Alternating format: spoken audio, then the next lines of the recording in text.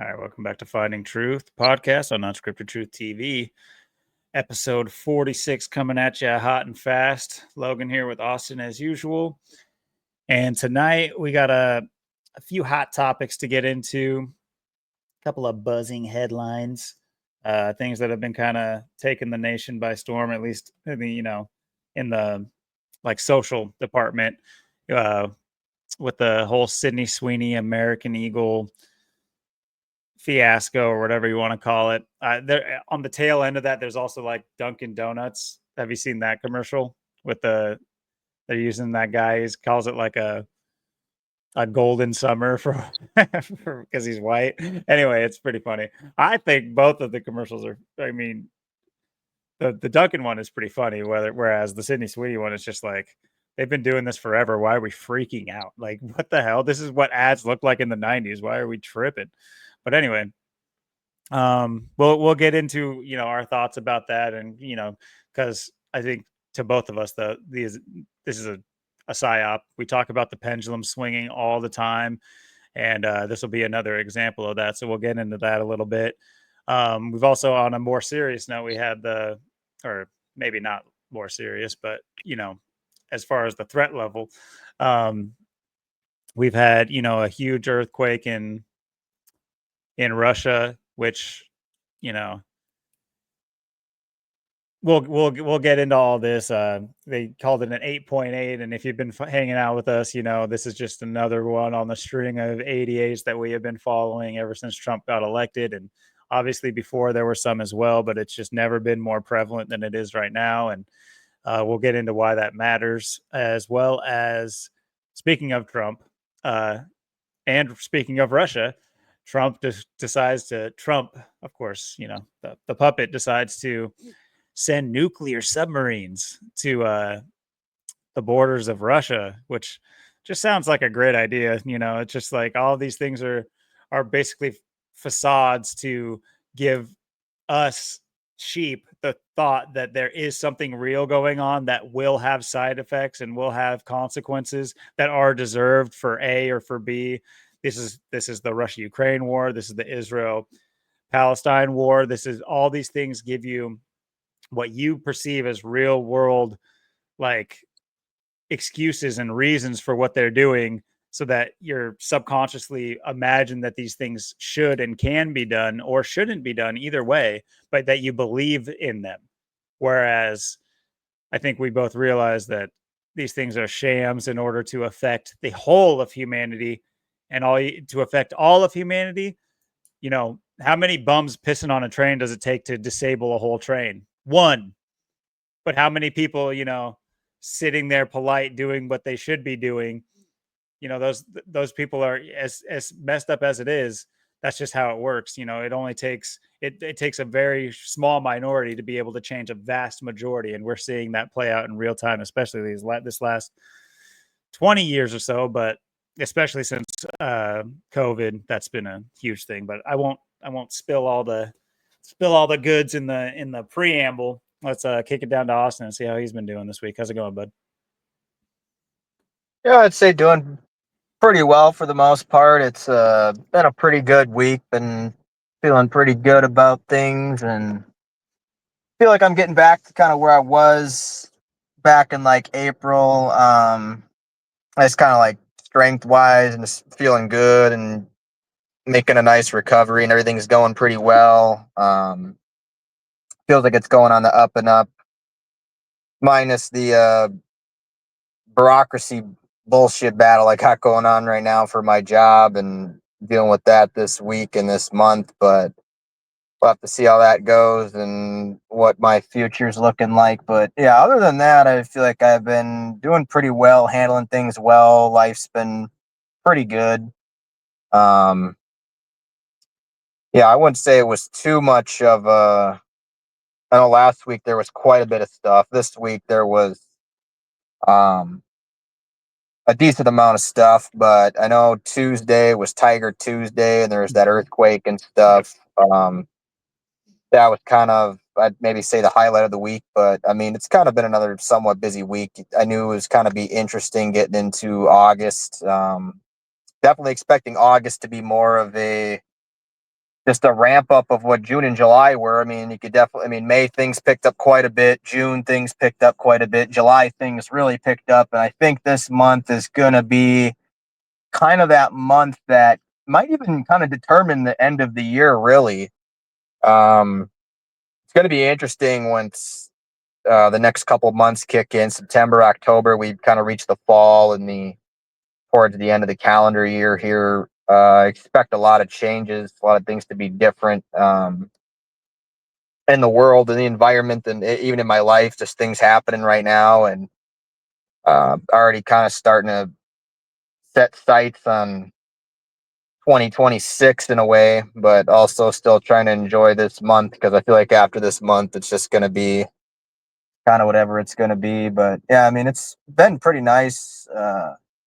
I know like Tiger Tuesday was pretty nice. It was sunny. We had some smoke and some fires out here. It was like Wednesday, Thursday, it was kind of smoky.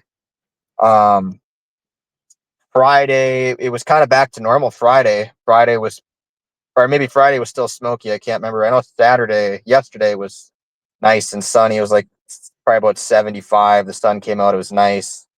Friday was pretty nice too. So, I mean, there's a little bit of smoke and fires, but uh, not too bad for what you normally get come like around the August time period out here in Washington. We haven't had really a lot of rain. July, I know we probably won't have much this month either. June, there was kind of a little bit. There's a little bit at the start of July, but yeah, not as bad as what you usually get out here. So it's kind of a good sign. It's pretty clear for the most part. Sky looks pretty good. So um, there's some good things at least. Yeah, I'd say it was weather's pretty nice in the 70s. So it's not too hot, not too cold. It's right where you want it to be. Yeah, and then there was the big Iowa race we were honing in on, and William Byron actually got his luck back. Picked himself up by his bootstraps and got her done in the Raptor Chevy. It's like, what the fuck? The Raptor Chevy? Or what's going on here?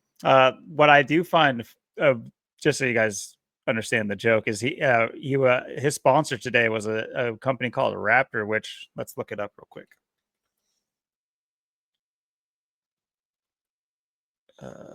This is something I haven't looked. Raptor Technologies is, I believe, the one. It's not Raptor Group. Hold on, let me double check. I think it was Raptor Technologies. I gotta double check it though, so I'm not just doing nothing here. I think it showed it. Where did it show it? Let's just do William Byron sponsors. Raptor Tough. That's what it was, not Technologies. Okay. Never heard of it, so give me a break. Oh, it's a coating. Okay. Makes enough sense. And Raptor's got that 38, like the date today, 3883. It's got the 88, the 74, the 34. So definitely has, funnily enough, two murder numbers, which, interesting to understand, whether or not they just play off the numbers without there being a legitimate thing. Like there's no murder involved, yet they're using a company with the numbers for that day, because it is one of the bigger. It's not a date numerology kill date. It's just one of those dates to look for that reason. Is August 3rd and March 8th, as you see, 83 and 38 representing murder. But so 2 out of the 4 match in the same ciphers. Just thought I'd bring that up just because, that's usually what the kill date's all about. And or the murder date, I guess I should say. But yeah, let's see this Raptor Raptor tough. Got that Big 138 like Donald Trump. Yep. Got the 60 like Donald Trump and the 159. Well, there you go. I mean, Yep. there you go, people. You can see why he got, and keep in mind, guys, there's no denying that William Byron's connected to Donald Trump. Remember, he won with him winning the inaugural race after Donald Trump set drove the pace car for it. So definitely not so subtle like dog whistle to their of course they've been paying tribute to Donald Trump all year in different ways, but this is just one of those more blatant ones. And I was talking to you before we started here saying, with him being back back in winner circle, I wonder if there's anything going on or planned for Tennessee, or something happened in Tennessee that might have set the stage for this, because as we know, the last time William Byron won, we had good old William Byron Lee in Tennessee. Had his whole half his state underwater, so, and flash freezing. Basically, it got like the worst out of 3 states that got hit by a hurricane type storm and then had freezing issues, except they were the only state that didn't declare a state of emergency. Good old William Byron Lee. But yeah, so his sponsor has the gematria of Donald Trump, and which is very interesting. You obviously brought up, and I'll put that up here right now, that Raptor by itself. Did I leave it up there? No, I have it. Whoops.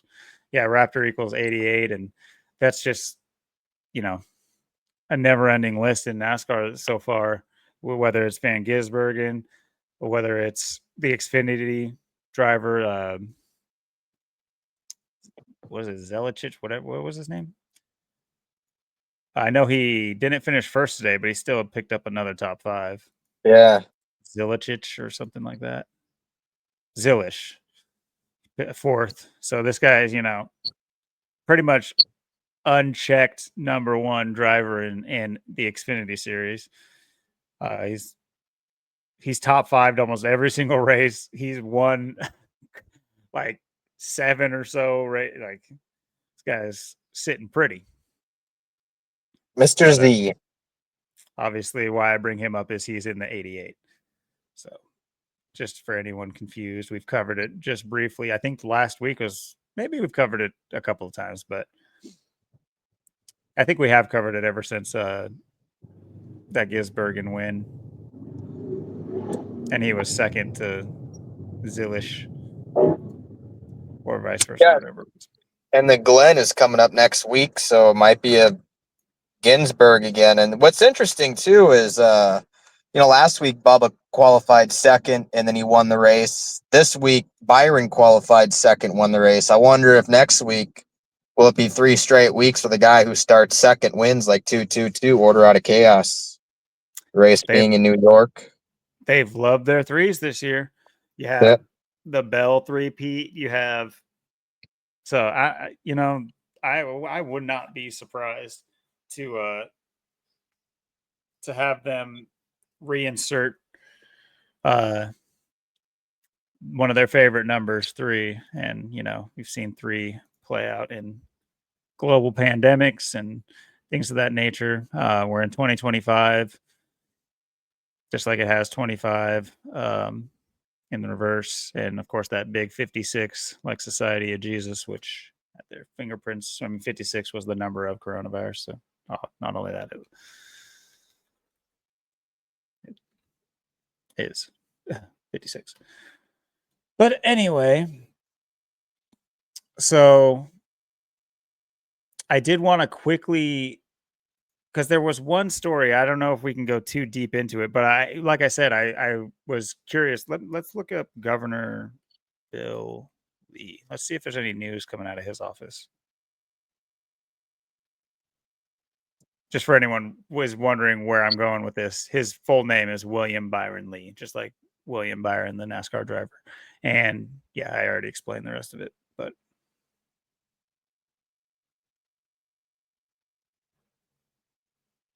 what is this? Almost game time at the MLB Speedway Classic? What's that? He did something baseball at a track related?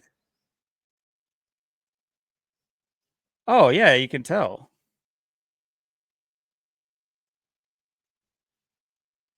MLB Speedway Classic. Hold up here. What the hell is a Speedway Classic? Never heard of it. What the hell? So this fool was at a NASCAR track Was this today? 3 hours ago. Oh my god. Yo, you can't make it up, people. This is real No. time. Like I said, initially I was kind of bamboozled by this other story out of Tennessee, thinking that would be the bigger deal. But not to mention the Freemason connections with baseball. And so they put a baseball. I've never heard of this. I didn't know they do this either. Atlanta, and of course, Atlanta.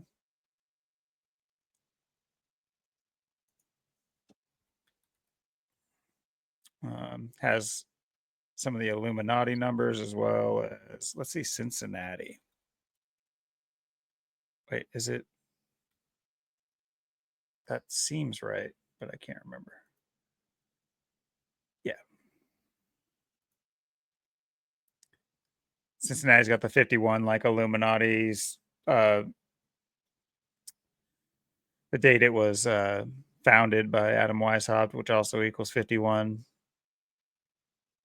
I know that 174 plays too. I can't remember exactly what it is, but I'm sure it isn't arbitrary. 51, the big conspiracy, like Cincinnati Bengals, year of the Tiger. Oh, good Tiger point. Tuesday. Yeah, that's a good point too. Let's see. The 8.8 earthquake, the 88. The Braves beat the Reds. Let's see, what's the score? Oh, maybe this was yesterday and there's just news about it. Either, oh, this one says August 3rd. The last one said August 2nd.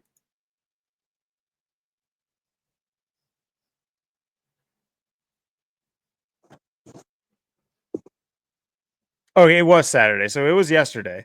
So even so, the Tennessee governor was at this is how they, get their tails out.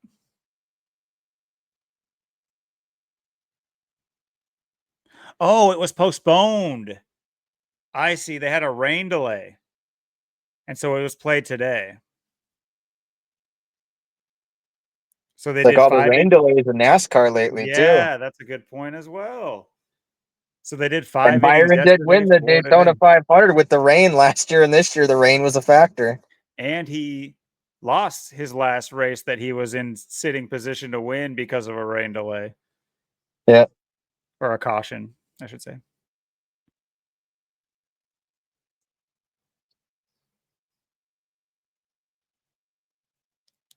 Wow. Wow. Okay, so wait. 4-2. Let's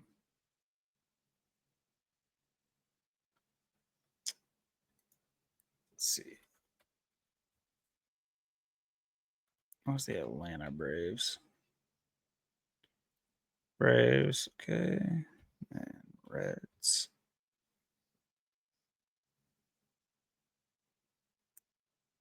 Nothing glaring, but still. Wow. So okay. So let's break this all down. You have Governor Bill Lee, as he goes by. Whatever, William Byron. You're never gonna get that one over on us. At a NASCAR track the day before the next race that William Byron wins. Keep in mind that he was in the news the day before William Byron won the Daytona 500, not declaring a state. He was in the news for not declaring a state of emergency when 3 states were affected by like a hurricane type storm, 2 states declared a state of emergency. He did not declare a state of emergency for his state, which was tore up. Like they were getting like tornadoes and then flash freezing at night. So I'm sure they, good to see that he has his vacation schedule all cleared up though. I'm sure all that stuff is already fixed by now and everything's just, the people affected are probably here as well. Everybody who was affected by his state's the disaster is probably here in attendance with him. They're all just doing just as well as he is as a public official. So yeah, he's at a speedway, just the same way this took place at the Iowa Speedway the day before William Byron wins. There's no way that's a coincidence. No way in hell.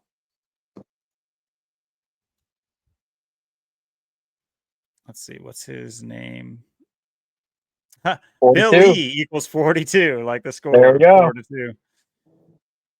Wow. Also, it's just like, why is he there? It's Atlanta and Cincinnati. I was just gonna say that. I was just gonna say it's not even Tennessee teams playing.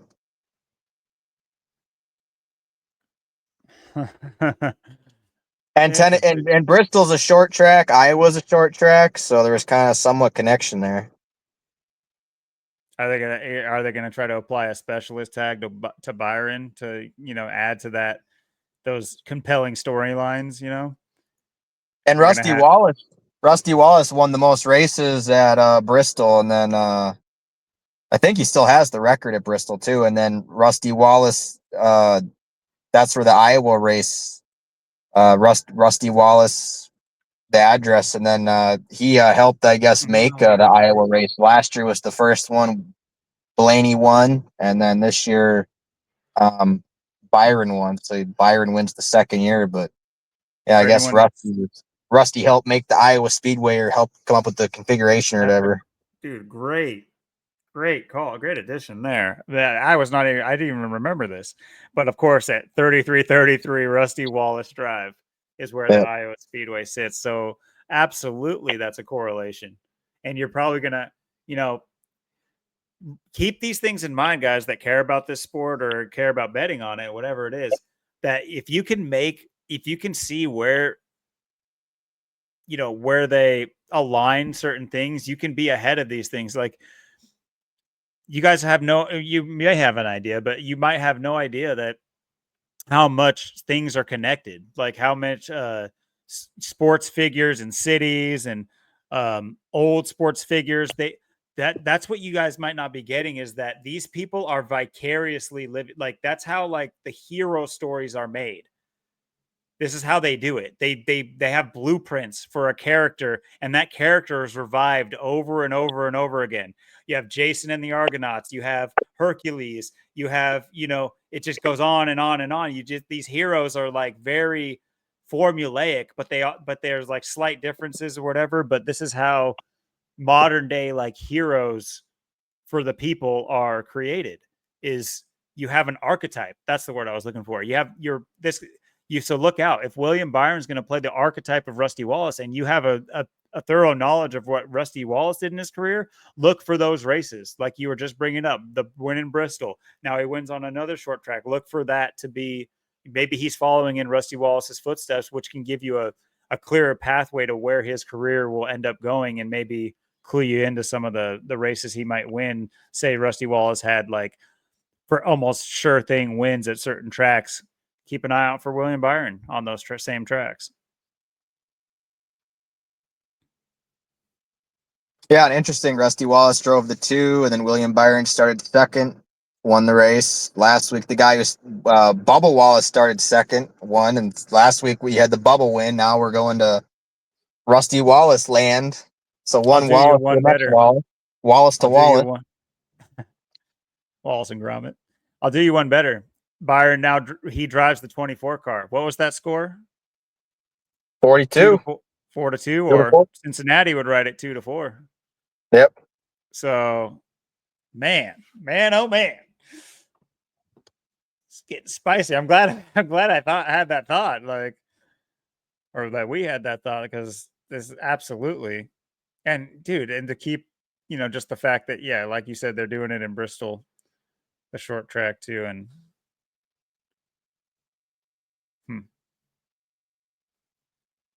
who won?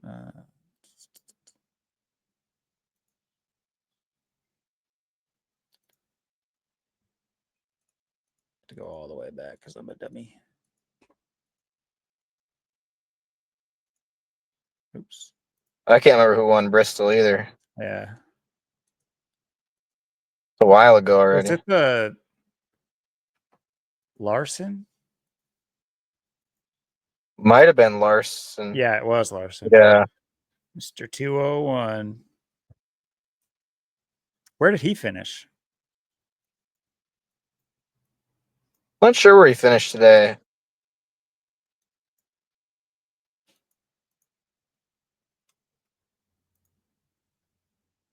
Bubba had another top 10.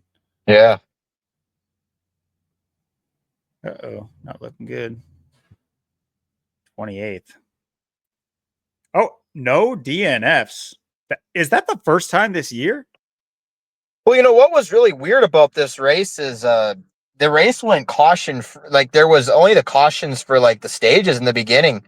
There really wasn't any cautions. And then about the midway to the end of the race, there was like 10 cautions that just happened back to back. It was caution. They'd race 5 laps. Caution. They'd race 5 laps. There'd be another caution. They'd race 5 laps. There'd be another caution. So there was these cautions and just caution after caution for like a ton of time. And then the race went Caution. green like the last like 60 laps. Caution equals 83. There it is. 43 like NASCAR. Mm-hmm. That's a great point. I got to remember the NASCAR numbers. I've said that 50 times now, but wow, it's actually got the 106 and 43 like NASCAR. I was going to say the 106 too, yeah. Very, very interesting.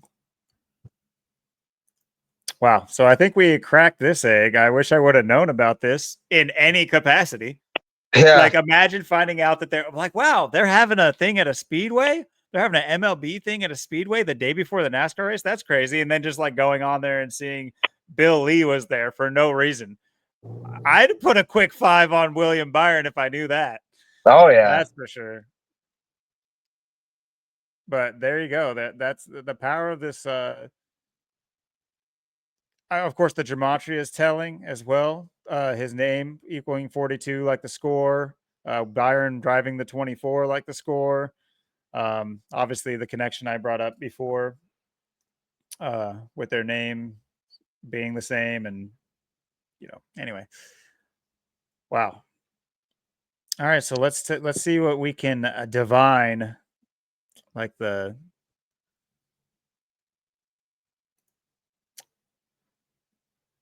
seers we are for next race. Like you said, at the Glen, you've been kind of highlighting this for weeks now, ever since the Gisbergen kind of awakening.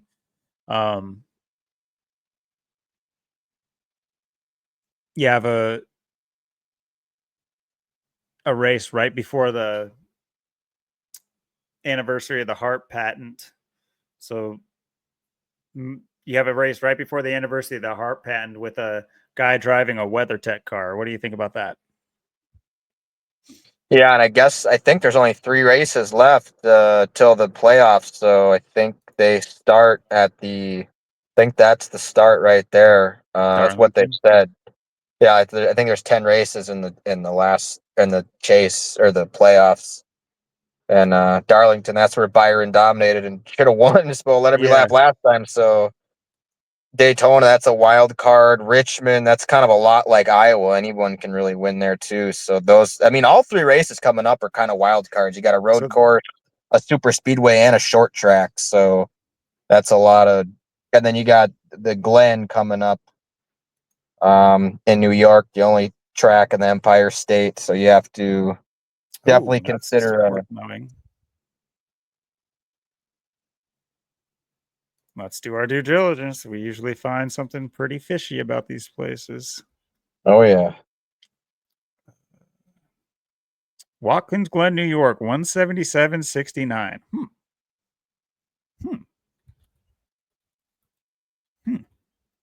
Where else got a 177.69 connection? Our good old friends, the Jesuit Order. And where is Watkins Glen? Usually it's a, right It's outside in a like major the city. woodsy kind of part of New York. I think it's like upstate. A majority of New York that nobody thinks about. Yeah.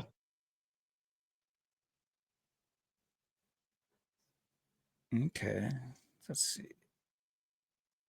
Schuyler County or Schuler. The Glen. Wait, what was its name? Watkins Glen International.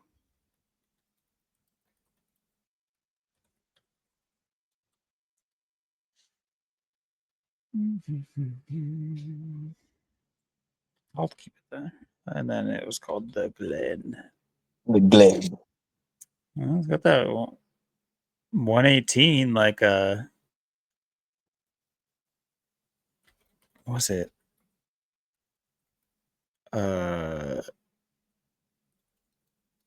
What's it, his name? What is?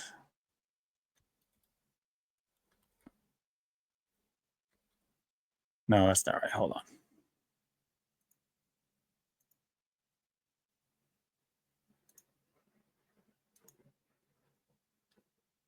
McComas. That's what it is. And I don't think was it two? No. Mick Comas. Dude, that's hilarious. His name is Mick Comas. Like you eat too much McDonald's? That's crazy. Yo, that's crazy.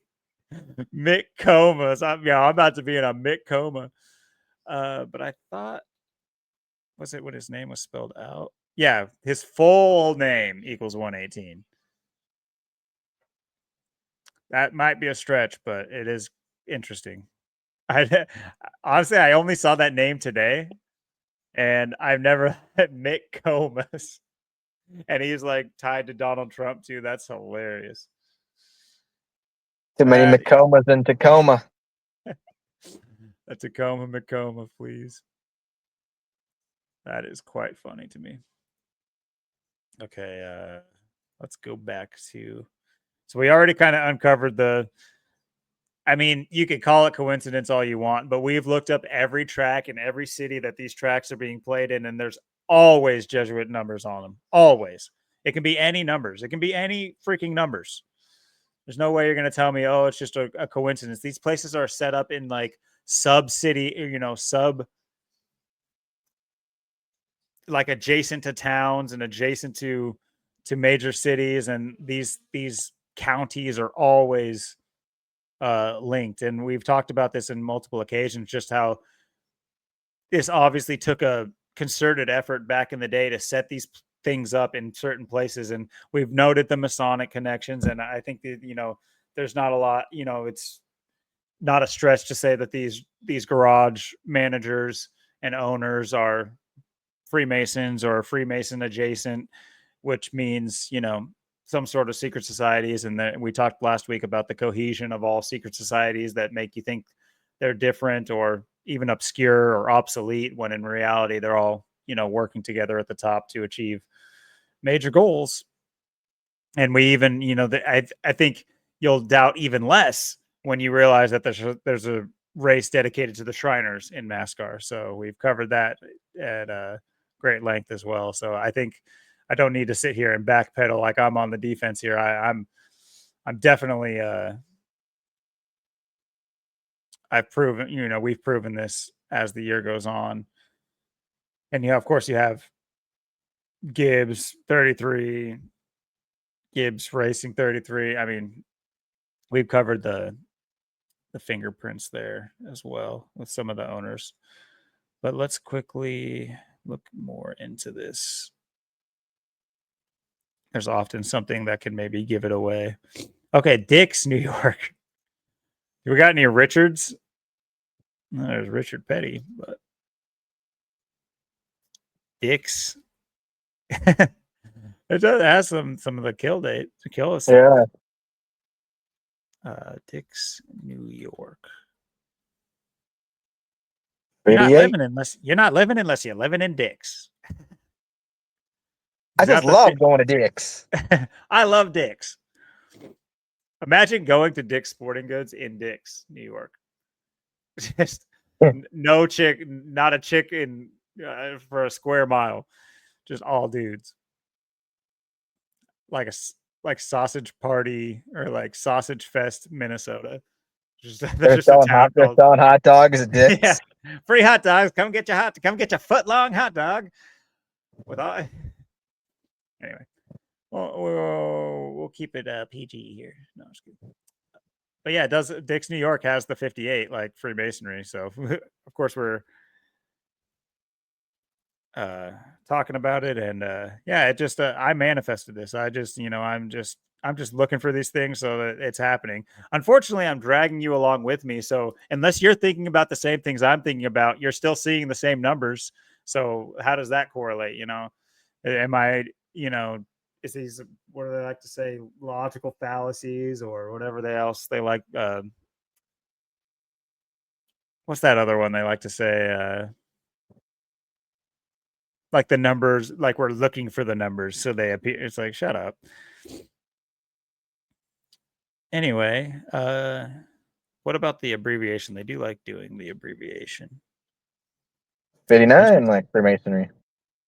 Very true. It's also got that 23 sitting there too, like a good old Bubba, and or a driver related to 23XI or Michael Jordan. I haven't noticed any drivers from New York. Yeah, I know, like Steve Park, he was from New York. There's not a lot from New York. I think Todd Bodine was from New York, I think, too. What was Dick's? Oh yeah, that's right. Okay, well let's quickly hold on. Let's see here. Another track that was Formula One, obviously. Well, maybe not obvious to everyone, but a lot of times they'll repurpose these tracks in NASCAR for the road courses, obviously. Because in case you guys didn't know that, Formula One does a lot of road course action. That's kind of their main shtick.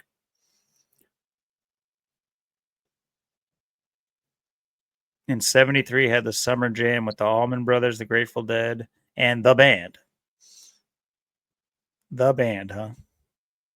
The band. There's a rock band called The. Have you ever heard of them? Well, I've never heard of them. It actually had a really popular song called This Is the Day.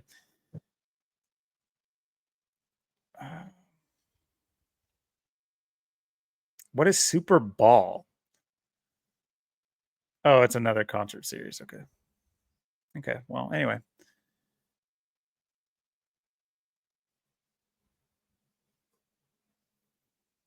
Cameron Argetsinger. Well, when did it say it started? Was it 73? It opened in 56. Interesting. NASCAR 56. It's crazy too. It's just NASCAR. And then right below it, 1956. Good one. Watkins Glen Grand Prix Circuit 48 to Big 48.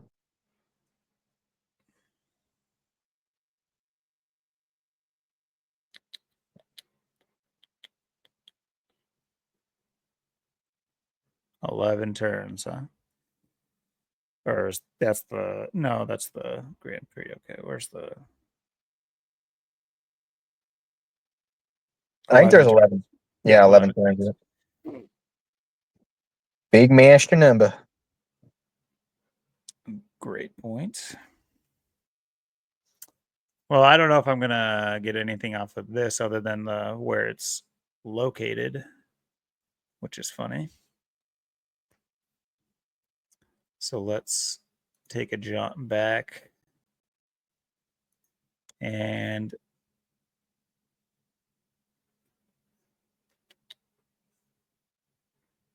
let's go quickly see who is favored on NASCAR. Hopefully this is updated. Should be. Okay, good. Well. Ginsberg. Van Gisbergen, a favorite. I really am confused, but this is not the same format they've had. Like, other than the last like 3 races, is it because these are new tracks that they haven't raced at? Is that the deal here? Because it says, Buscher's had 3 here, Bell's had 3. So it's very confusing.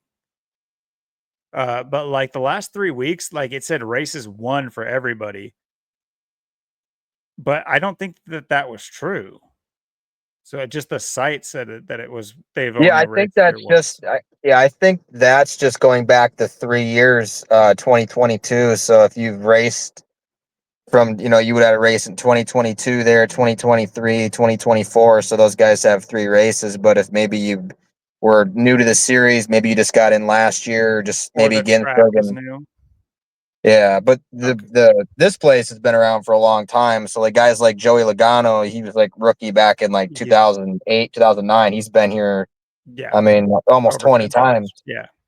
I see. I know I definitely got this since 2022. It's just that like the last 3 races, it said everybody had 1 race there, even the veterans. So maybe it was that track's been like reintroduced in the last 2 years. Maybe that's what it was. Yeah, because Iowa, this was only the second race at Iowa. Okay, there you go. Okay, Yeah. okay, that's what it was. That's what was confusing me because it wasn't like that. Anyway, okay, so a lot of we got Ho Seaver up here. Interestingly enough, good old car son with Shane Van. God damn it, so funny. Yeah, if he's Well, on pole again, or maybe if he, like I said, if he does start second, that'd be three I would second see place. him polling. I could see him polling. Yeah. He's polled great at the Four, road four, courses. yeah, 4 poles, 4 wins. Or like I said, if he qualifies second, and he wins, and that's 3 second place qualifiers in a row, 2-2-2, order out of chaos. Patterns to look at. Yep. 2 huge patterns, and he's a May 9th, right? If I remember right? Let's just Yeah. look. Pretty sure he's May 9th. Have to scroll down quite a bit. I now know his birthday better than the Pope's, so he's my Pope.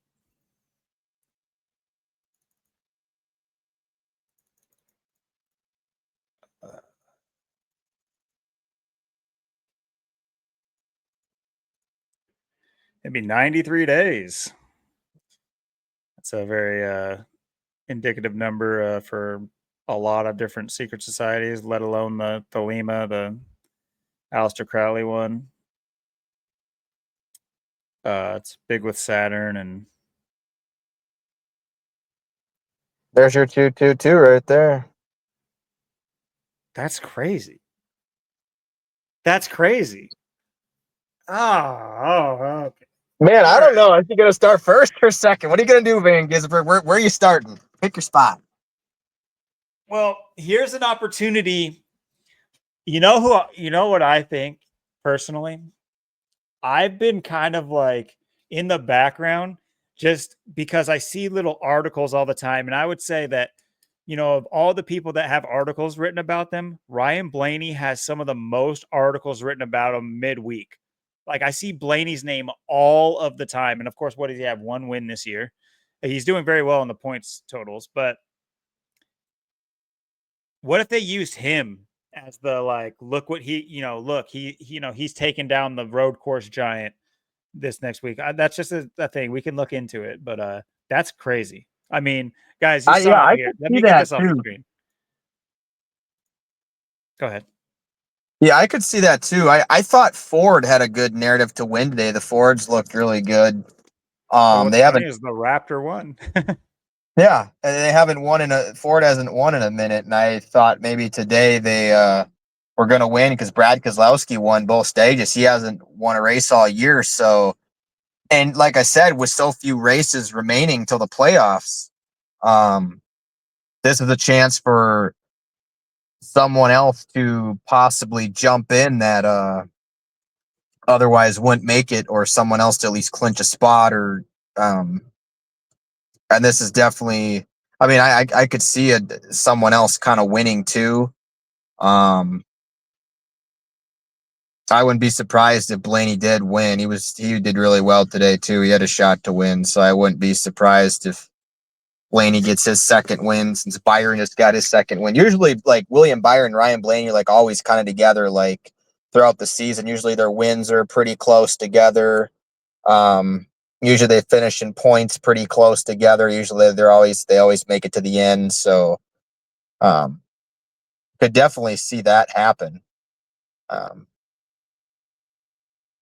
and with just a few races left to the playoffs too, they definitely, if there's someone they want to get in the playoffs, or someone they want to maybe knock out of the playoffs. I mean, because we've been sitting, I've been wondering, is Ty Gibbs?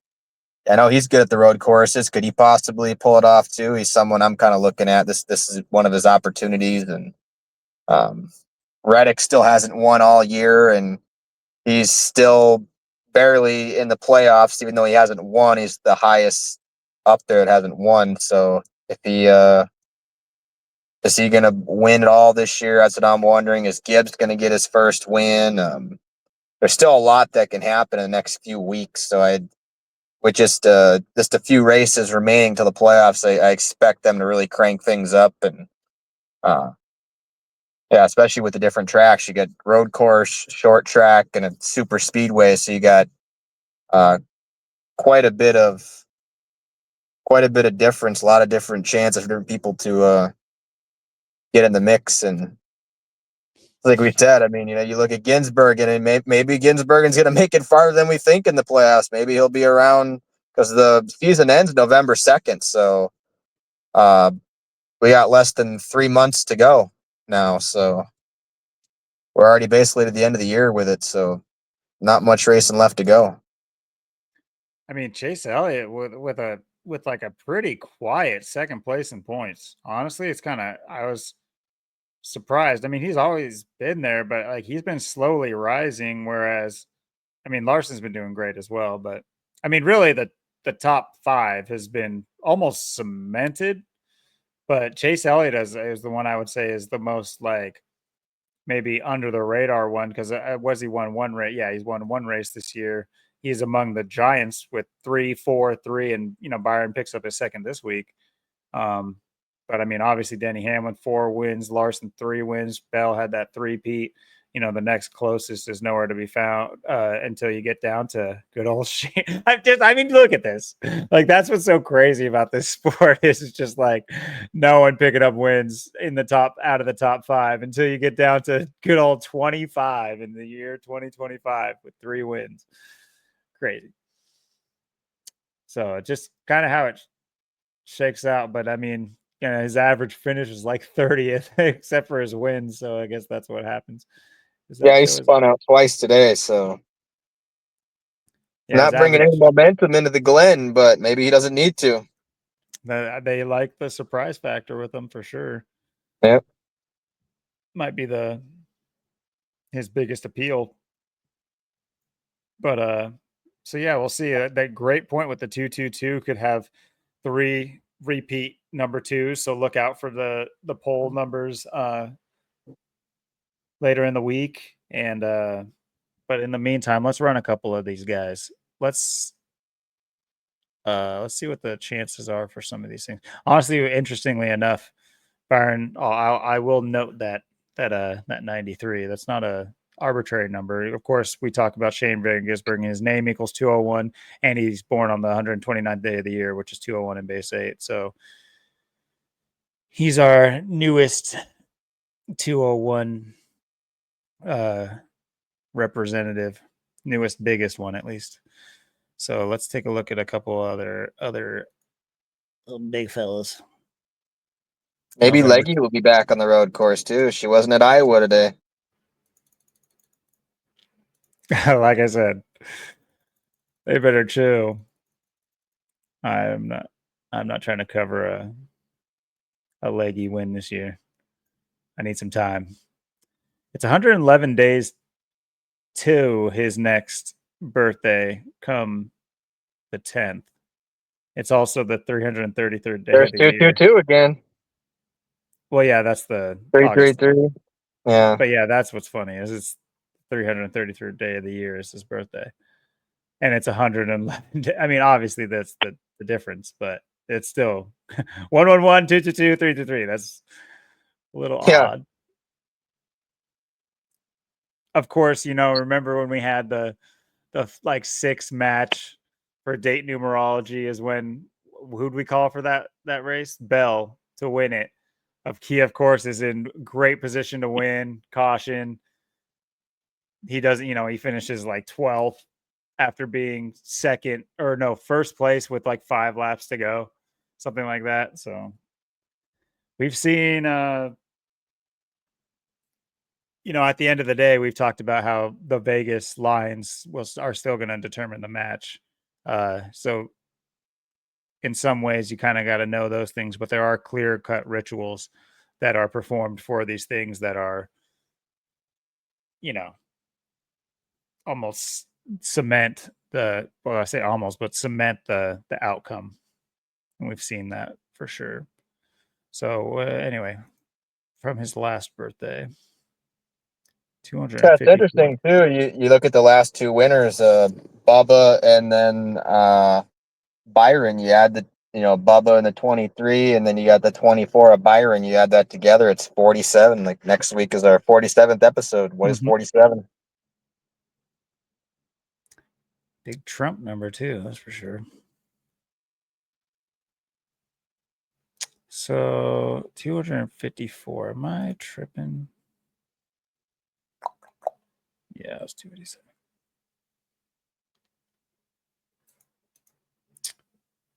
Not seeing anything too stand out. I mean, this stands out, the 111, 222, 333. That's interesting for sure. But let's go to next on the list. Yeah, Trace Briscoe with another finish. Good finish too. Yeah, he was on pole again. 6th pole of the season. Oh, okay. Jeez. Poled last week, polling this week, polling every week. Man, homie looks great in a hat. Hold up. Keep your hat on, bro. Who the hell is that guy?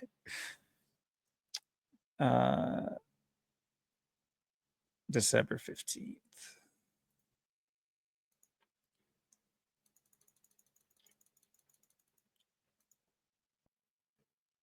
$127 days from his birthday.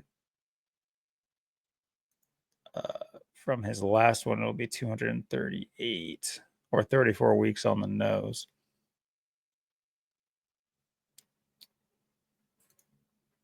I'm not wrong. No. Okay, I'm not seeing anything too crazy here. Keep clicking the wrong button, though. What about a good old Blaney? December 31st. God, I keep clicking the wrong thing. 222 days. No, man. From his last birthday on the 222nd day of the year. Ooh, baby. Ooh, who did I just say look out for? This is basically another a bell here. It was the 201. This is the 222. So think about it this way: the 2 drivers. So what we talked about Dan Gisbergen with him being a specialist on the road courses. This could be if he pulls second, he can fulfill that role of the 3 consecutive pole second place pole winning on 222nd day of the year. Or if Blaney wins, it could be on the 222nd day of his age. And then from to his next birthday is 143.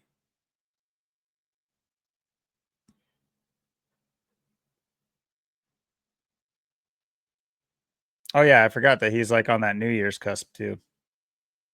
Yep.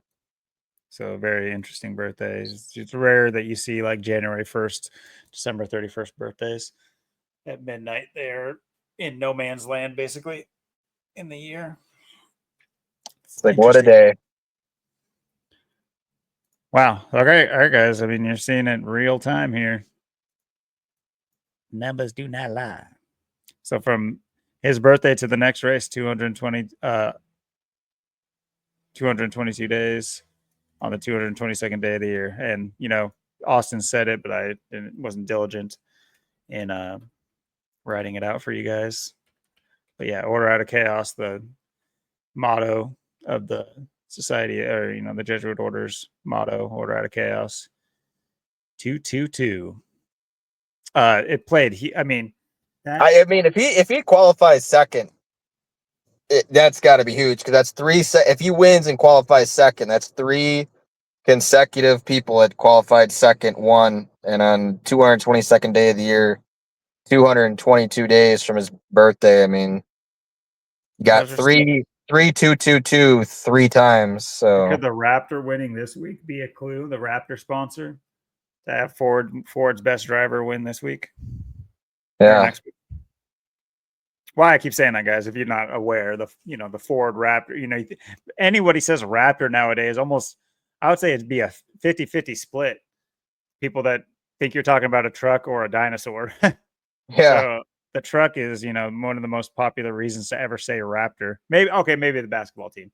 So maybe it's 33% split, since we that number plays so much, but very interesting. I mean,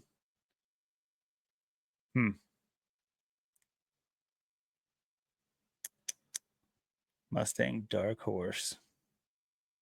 That's interesting. It is kind of interesting that he does drive the Dark Horse. And obviously that's a term for not the underdog. Dark Horse isn't, well, I think it can be conflated with underdog, but he's obviously not an underdog, but it's just something coming out of nowhere, right? It's something like,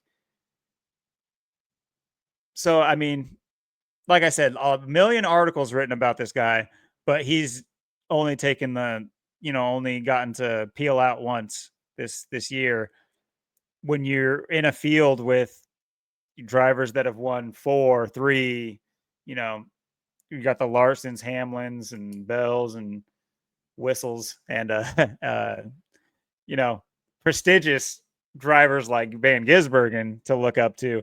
He could be that dark horse this year, and I'm throwing a little subtle nudge out there that he could be that Ford Pete that is the dark horse when all the Chevys have been like overperforming. The Chevys have been, or yeah, the Chevys. Well, no, Chevys and Toyotas have been tearing it up. I mean, really, Fords have got the Blaney win, the Logano win. Was Barry a Ford? Yeah, Barry is a Ford, I think. Yeah, there's been I think there's been 4 or 5 different Fords that have won. Well, let's think about this. Blaney's got one. Did Logano won? Austin Cindric. Oh, he did pick up a win, didn't he? Yeah. Yeah, okay. I forgot. He was doing good today again, too. Yeah, Barry's got that win. So that's 4.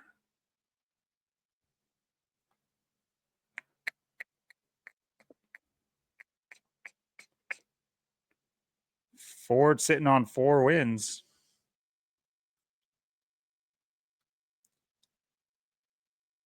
So in the grand screen, there's been how many races?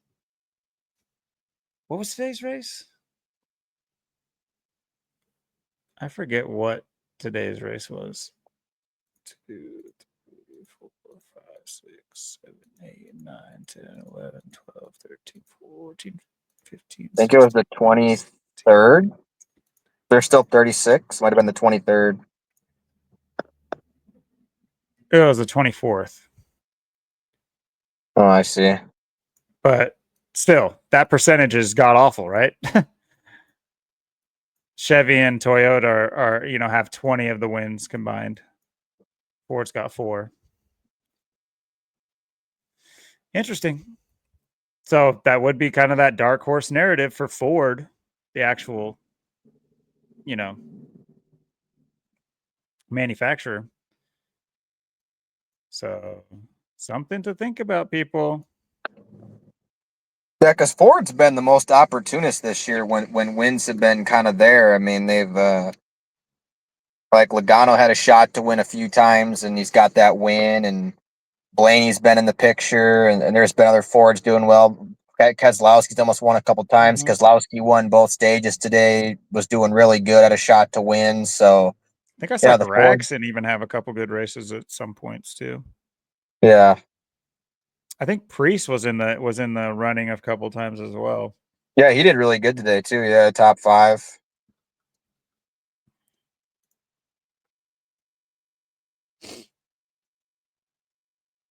Yeah, that's a good point. Three Fords in the top 5 this week. I'm just noticing patterns. That's all I'm doing. Let's take a look at a couple more just to see if there's anything just major. Let's look at the number 23 car. God forbid he gets his second win. That'd be funny. That'd be that second we're looking for potentially. October 8th. Yeah, he got in a wreck today or an incident, but he ended up coming home sick, so he had a great recovery. I mean, he's got the 10-8 birthday on 8/10, like the reflection. So yeah, that's interesting. 306 days from his birthday, like 36. I don't know if there's still 36 races in a season, but there was 36 in a season for a long time. If there still is. Well, it is 59 days from his birthday. Freemasonry, obviously 59.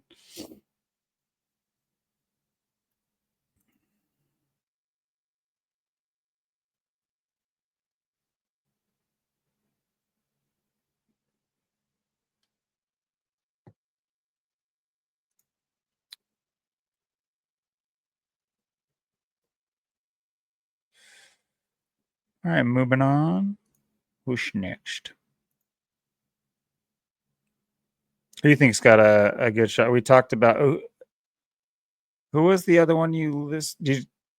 Was it? No, it wasn't Hocevar. Who was the other one you list as a potential this week with the road course? Was it Hoseaver? Thought Gibbs. Oh, Gibbs, you mentioned. Yeah. He's 22 with all the twos. October 4th. Man, so many. Like I said, you guys born in 2002. Jeez. 22, born in 2002. Racing on the 222nd day of the year. Wait, what did it say it was? October 4th. Yeah. 55 days since or to his birthday. From his last will be 310. Or 10 months and 6 days, like 106. Like NASCAR. Yep. And caution. Caution.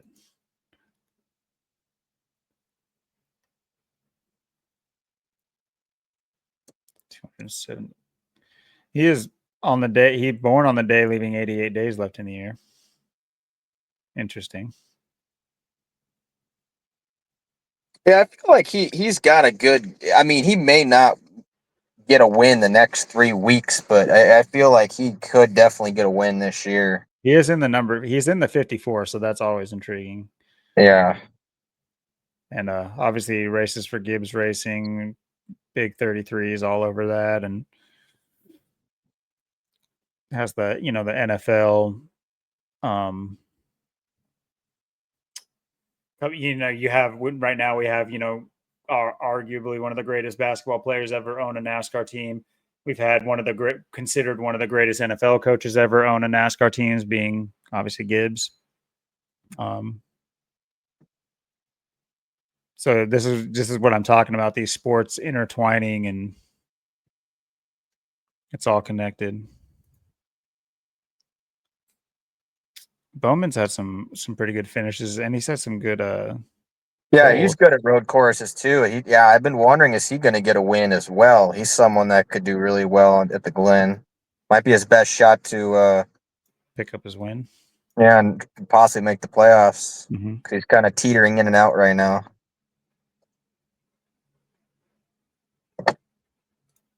$107 days from his last birthday. And can't have a Hendrick boy miss the playoffs.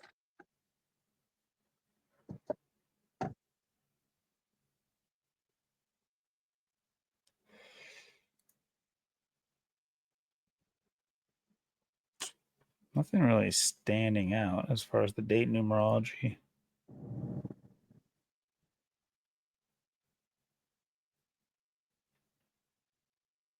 Some things can be said about 152, and even the 3 months 16 is a little like 316, but I don't want to go too crazy there. What about old McDonald? Where'd he finish then? McDowell. He's been there a few different times. Yeah, he's been really good at the road courses too. Yeah. December 21st. Man, I just keep clicking the wrong thing. 232 days from his last birthday.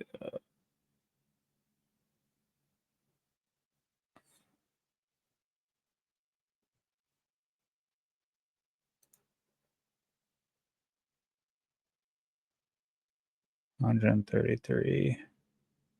19 weeks on the nose.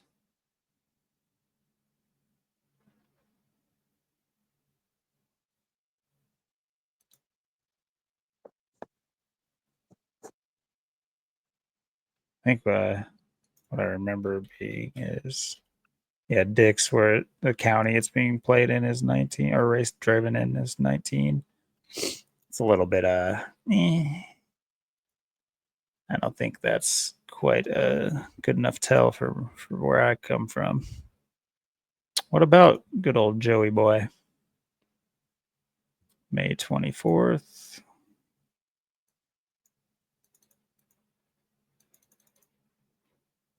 Did I have that on? Anyway. 7. Yeah. 11 weeks. 144. 144th day of the year. Saw that. What about Tua's next birthday? 286. That's 287 is like Watkins Glen International. I've been kind of like honing in on that number. Whoops. It's pretty odd to get a big number like that playing, but it's interesting. 41 weeks on the nose too. What 41 was like? Oh, that was the Braves winning. That's right.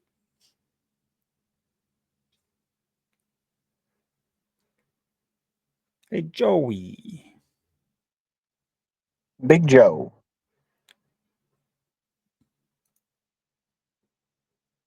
Joe Lego. Joe Logan. The Joe Logan podcast. Yeah. Joe Lego. What about our boy Cindric here?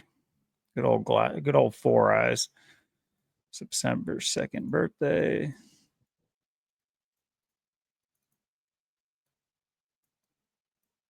A lot of drivers wear glasses too. It's kind of interesting. Yeah. Like you can't see and you're racing? What the hell's wrong with you?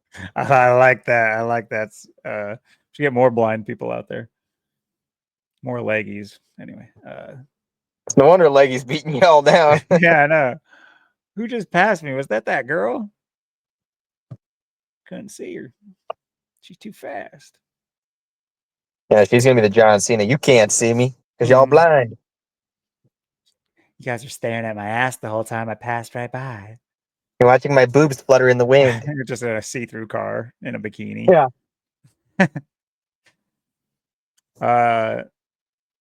23 days for to his next birthday, Mr. Cindric. With that being 3 weeks and 2 days, so you got that 23-32 kind of weird stuff going on.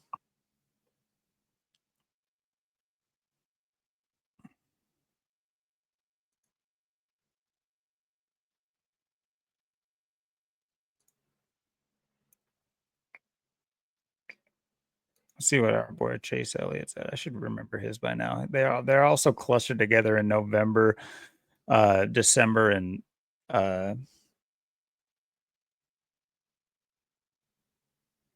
October. I already forgot. November 28th. Tua's next birthday is 79 days. From his last is 286.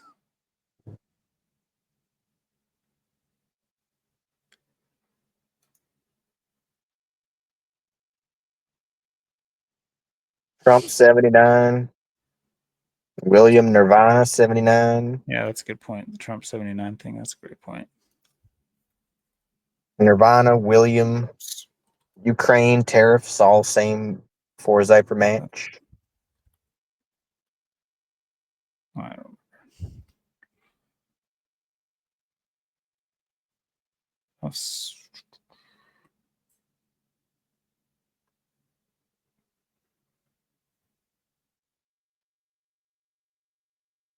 And when he spelled his name wrong, he equals 201.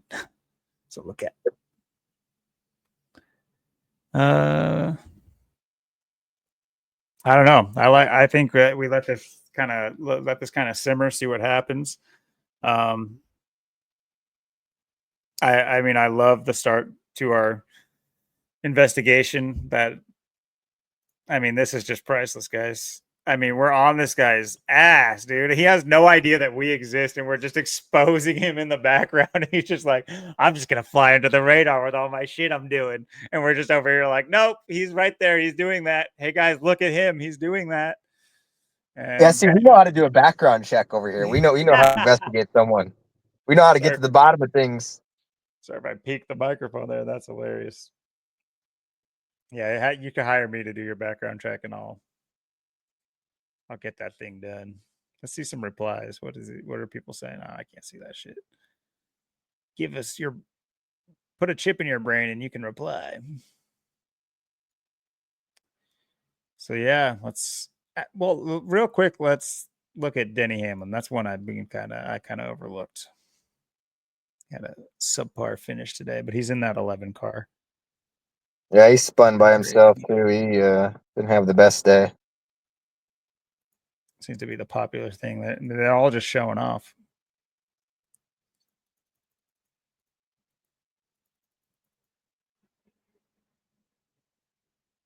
I mean, Bell was certainly showing off.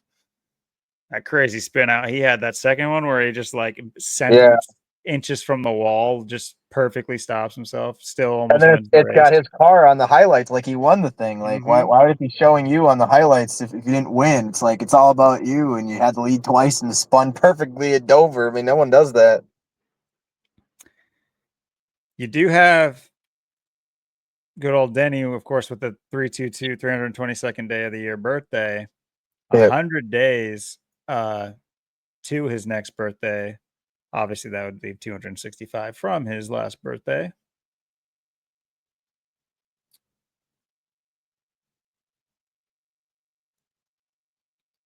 Nothing really does stand out there, but the 100 days is interesting.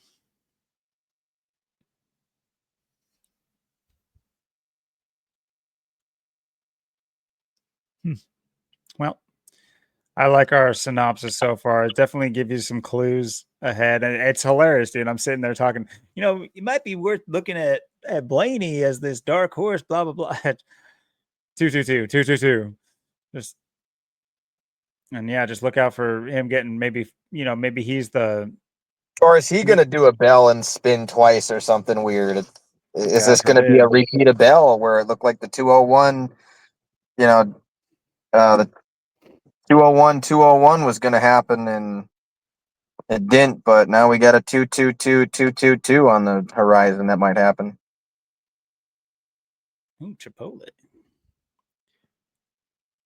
Okay. No. Oh man, some of them give you the really good sponsorship info where they just say these are the races that he's going to race with this sponsor. Every other race will be with this one. And then sometimes it just doesn't. That's like, well, okay, thanks AI. Appreciate that. What was the one that showed sponsorships here? I don't know if this will show for next week. Am I tripping?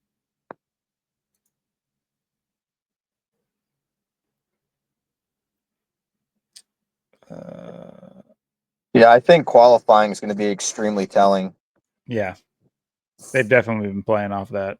the last two races for sure. More than that, but for sure the last two. I don't remember how to find their sponsors though. I guess let's quickly. I'm invested now.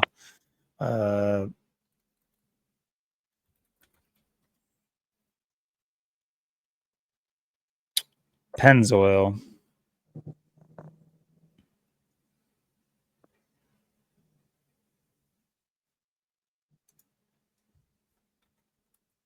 Shell equals 56 like NASCAR. Yep. And 22, NASCAR also equals 20 as well. Great point. We got that 58 like we've been pointing out. Yeah. What about separately? No, that's a great point. Yeah, let me just bring NASCAR back up here. Yep. 5620 in the same ciphers, just like NASCAR. So no wonder. Use sponsorships, guys. Which I I'm wonder pretty sure. Joey Logano wins in that Pennzoil car all the time for the championships. He's got the NASCAR right in it. Yep. And Pennzoil does have that 111, like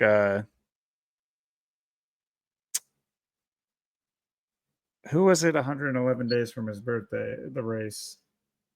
Oh man. Was that Byron? Was it Byron? I think yeah, it was. The 333rd day of the year, Yeah, the 111 days 111, from 222, 333. Yep. Interesting.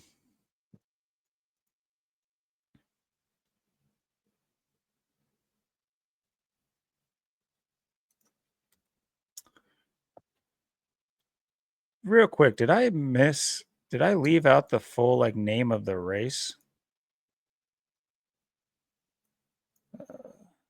I think it's Go Bowling Yeah, go bowling at at the Glen.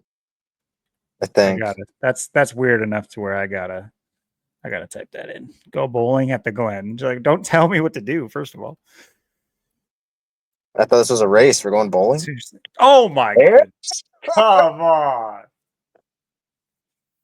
Come on. All right, Shane. There's your All 83 right, for Shane. today. All right. So we've given a couple of teasers. I really see them. I see them playing out one way or another. I'm seeing our hot picks being Blaney, Gisbergen with a little splash of a two-peat by Byron potentially. Seems like we've given enough decent evidence. I mean, man, just can't stop, won't stop. I mean, 88 on a road course. This is almost like That's like California with the 88 when he won last at yes, Sonoma. exactly. That 88 played huge, and then I think we are even uncovering 88s with that Autodromo track.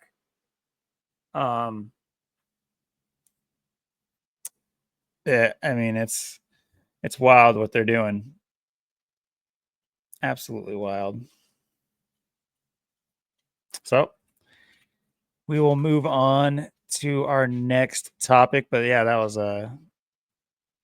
Hope you guys enjoy the ride there. These are the fun ones in my opinion, where you're able to do it in real time and see all Yeah, these. next week's going to be real interesting to see how this one plays out.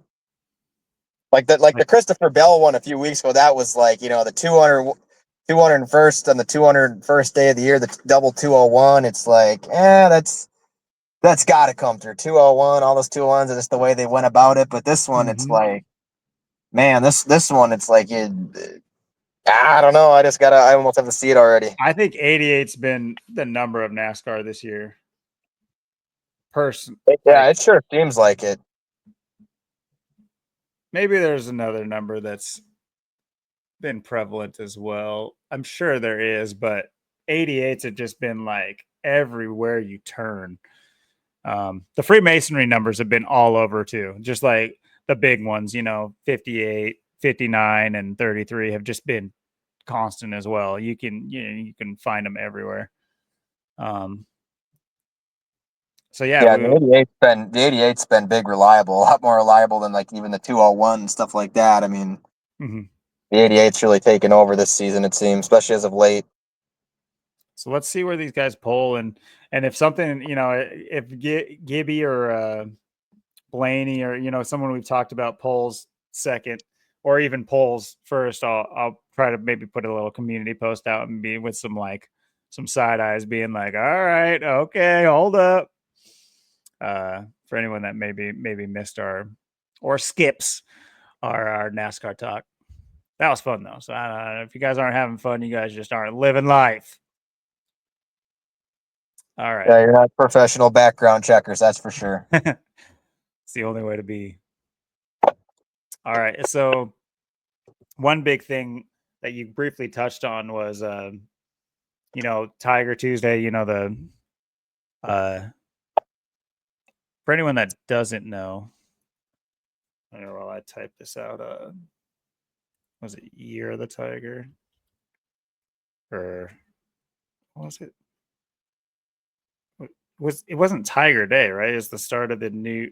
No, what was it? It's called International Tiger Day. International Tiger Day. That's what it was. Yeah. I was tripping. Yeah. See, July 29th, International Tiger Day. What happens on July 29th, you may ask? Well, an 8.8 earthquake just outside of, pretty far away from the mainland, Russia. Russia's quite large. Really, it's one of those, you got to study your geography just a little bit to understand the magnitude of, for lack of a better term, of some of these countries, and US included. US is absolutely massive, like so much land that you can hardly fathom it. It makes you wonder. When you look around, as soon as you realize these things, you look around in an urban city and you're just like, what the hell are we doing? Why are we touching each other? Why am I sitting on you on the bus? We just, oh my God. But anyway, Russia, obviously, I'm sure you guys know, is quite large, and might even get larger. Might get a little bit larger if this Ukraine war comes to an end. Anyway, yeah. Had a huge earthquake, which sent out tsunami warnings all the way to our neck of the woods. Yep. Obviously, them being on past our west coast of the United States, past the Pacific Ocean, you get to the eastern coast of Russia. So, especially Alaska being, almost able to touch it, because that's where they say all the Mongoloids came over into America. Anyway, I'm not getting into that. But yeah, so this major earthquake on International Tiger Day, and so I thought I'd bring this up because you might know, of course, there's memes and things of him riding tigers, which is funny because riding the tiger is a euphemism, but I won't get into that too much. But he's been known for tiger hunting, tiger collecting. He well, maybe not tiger collecting necessarily, but he was gifted a tiger, and so it's been like part and parcel to his character. And it's hard to say tigers. Tigers are only in so many places in the world, but obviously in Siberia, there's quite a few tigers, and in Russia as a whole, even in the forests of Russia, there's quite a few tigers. So it's the tiger is connected with Russia. He's been included in many stories having to do with tigers. The release of captive tigers. See the Save the Tiger thing, which, yeah, I would want to save these damn cool ass tigers. It's crazy what they've done, hunted them to extinction almost, when they're like, we're so ass backwards as living beings. It's actually crazy. It's like we're going to deserve every inch of the invasion that puts us to extinction. It's like, what can we say? What are we going to say to the people that want to make us extinct? Given the chance, we make other things extinct. We're in the game. Don't hate the player, hate the game. So anyway, just wanted to bring that up, because we're here to talk about this. In our opinion, I think clear manipulation of the earth and its forces. You'll have Actually, you guys don't understand. on the west coast of the United States and the eastern coast of the former USSR, actually, the tectonic plates there have been they've been scraping for a millennia. So, since we've known science, which is about 6.7 billion years old, we've been tracking this. Sorry, my glasses. We've been tracking this, and not to be, nerds are my homies too. I'm not trying to hate on you. It's just like you get these voices on the screen telling you about the science behind this, the tectonic plates and the script. Bitch, please. Like, there can be things of that nature. I'm not saying that I'm not going to sit here and say I understand what's going on under the crust, but I have my own theories on a lot of these things. And once you've kind of gone into, I'll this is my last little sub headline for what the main talk we're going to have about this is. But if you looked at ley lines and where events have happened in history based on these grid of, let's just call them magic lines. It's like earth energy lines. You'll see that there's epicenters, and you'll see that manipulation takes place. And so that's as far as I'll go with that for now. But you get an 8.8 earthquake is fucking huge. That's huge. And I mean, it was right off the coast. So I looked at pictures. Let's see if I can bring up some pictures, because I mean, as far as, first of all, I don't know there's that much to ruin in this part. I mean, they show you the pictures. It's like, look, earthquake right off this coast. It's like, okay, what was the roof not blue before? What is ruined? This looks like the shit that's been here already. They tried it. Oh, look, there's bricks on the ground. It's like, this was an 8.8 earthquake, and there's some bricks on the ground in front of a Jeep that's perfectly fine. And then they show you this, that there was some building that like came down, but I've seen this picture multiple times. Was that one building came down? I mean, we talked about, there was just an earthquake in Turkey that absolutely demolished like a whole city. So it's weird that you get this large of an earthquake that never caused a tsunami, even though they got warnings. It never came to fruition. And, they initially called it an 8.7, they called it, Yeah, or 8.0 and then an 8.0. 8.7. Yeah, because when I first seen this and I heard about it too, I'm like, oh, an 8.0 just happened. I'm like, that's a huge earthquake, and it was off the coast of Russia. Then it was 8.7 for a while. It was up to 8.7. I should have known the 8.8 was coming. They were going to round her up one more for an 8.8. But yeah, I mean, that's just the thing. I mean, you wouldn't be that off with your initial. I mean, that was almost a whole one. I mean, you almost went from a 8.0 almost to a 9.0 with how, almost a full one you were off of. So you wouldn't, you can't make that big a mistake, when you first say, oh, it's this and it's, it maybe went up like 1 or 2, but to say it was that much more was just ridiculous. And like just the way, like you said, I mean, for an earthquake that size, I mean, I think the biggest I remember, there was like a 9 point something, maybe in like, I forget where it was, like Argentina or something, or Chile or something like that, or wherever that was, where I can't remember, but I think that was like the biggest one I've ever seen. So this is up there. I think it was registered as in the top 10 of biggest of all times. So I think maybe like sixth or something that was recorded. So for an earthquake of this size, and then like just really nothing to really show, um, of course, you have to wonder kind of where it was and how it was, how big really was it? Are they hiding something, or are they just making up numbers? And of course, for it to be Russia with Tiger Day, International Tiger Day, uh, do it in Russia with the Siberian tiger, all the mockery, everything being set. The 88. I mean, yeah, it's just yeah, I feel like it probably was maybe closer to an 8.0, or maybe it was even less, but I think they just had a story and numbers and narratives ready to go. Like, hey, let's see if they catch on. We're going to call it an 8.0. We're going to round it up to 8.7. We're going to say it was an 8.8. Let's see if we can just get away with it. Probably because people won't, catch on or care, or question it, that we manipulate the numbers so much. And like I said, with, just based off of what I seen, I mean, it didn't look like what you would normally expect, or what you would be guessing you would see with an 8.8.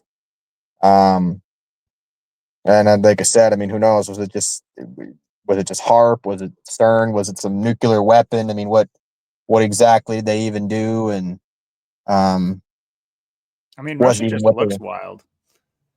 Yeah, Here's like a closer look at that first picture we were looking at. This is what it looks like. I can't make heads or tails of what the damage is. First of all, I don't understand why cars are flipped. Did they like everywhere you look, there's like flipped cars. Okay, there's one that's like gotten dragged out. Flipped car.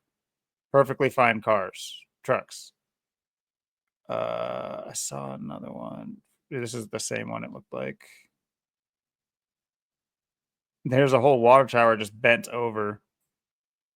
Okay, they did get hit with the tsunami. Okay. In that region, they did have a tsunami land.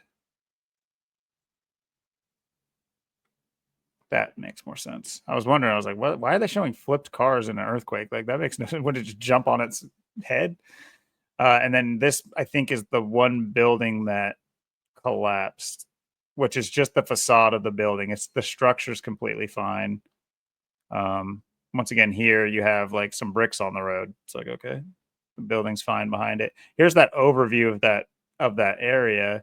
Over here is where you see it, where we initially saw it. And I mean, sure, yeah, maybe they got a tsunami and this is like a shipyard.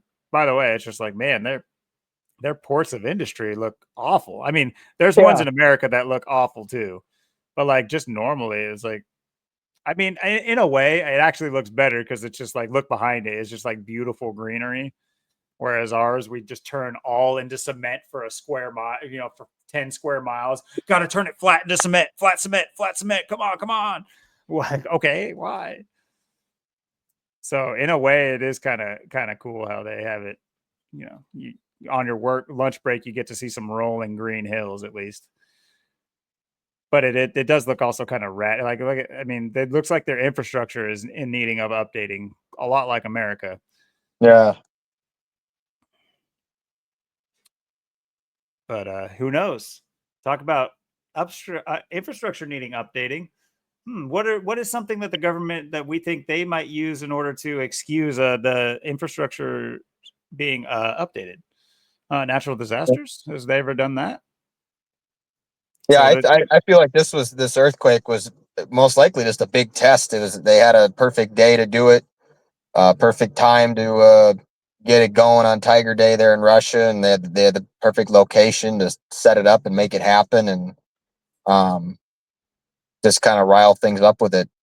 Jump the numbers up, and then see what people think, and um, have. I mean, like you said, I mean, because I mean, I texted you when I heard about it on Tuesday, because I first heard it was an 8.0, and then it was 8.7. I think that's when I texted you, is when I heard it was up to 8.7 or 8.0, 8.7. Then I told you it was an 8.8 on Tiger Day, and then it's just yeah, and then they're saying that the wave was going to hit like Washington around like midnight, or Mhm.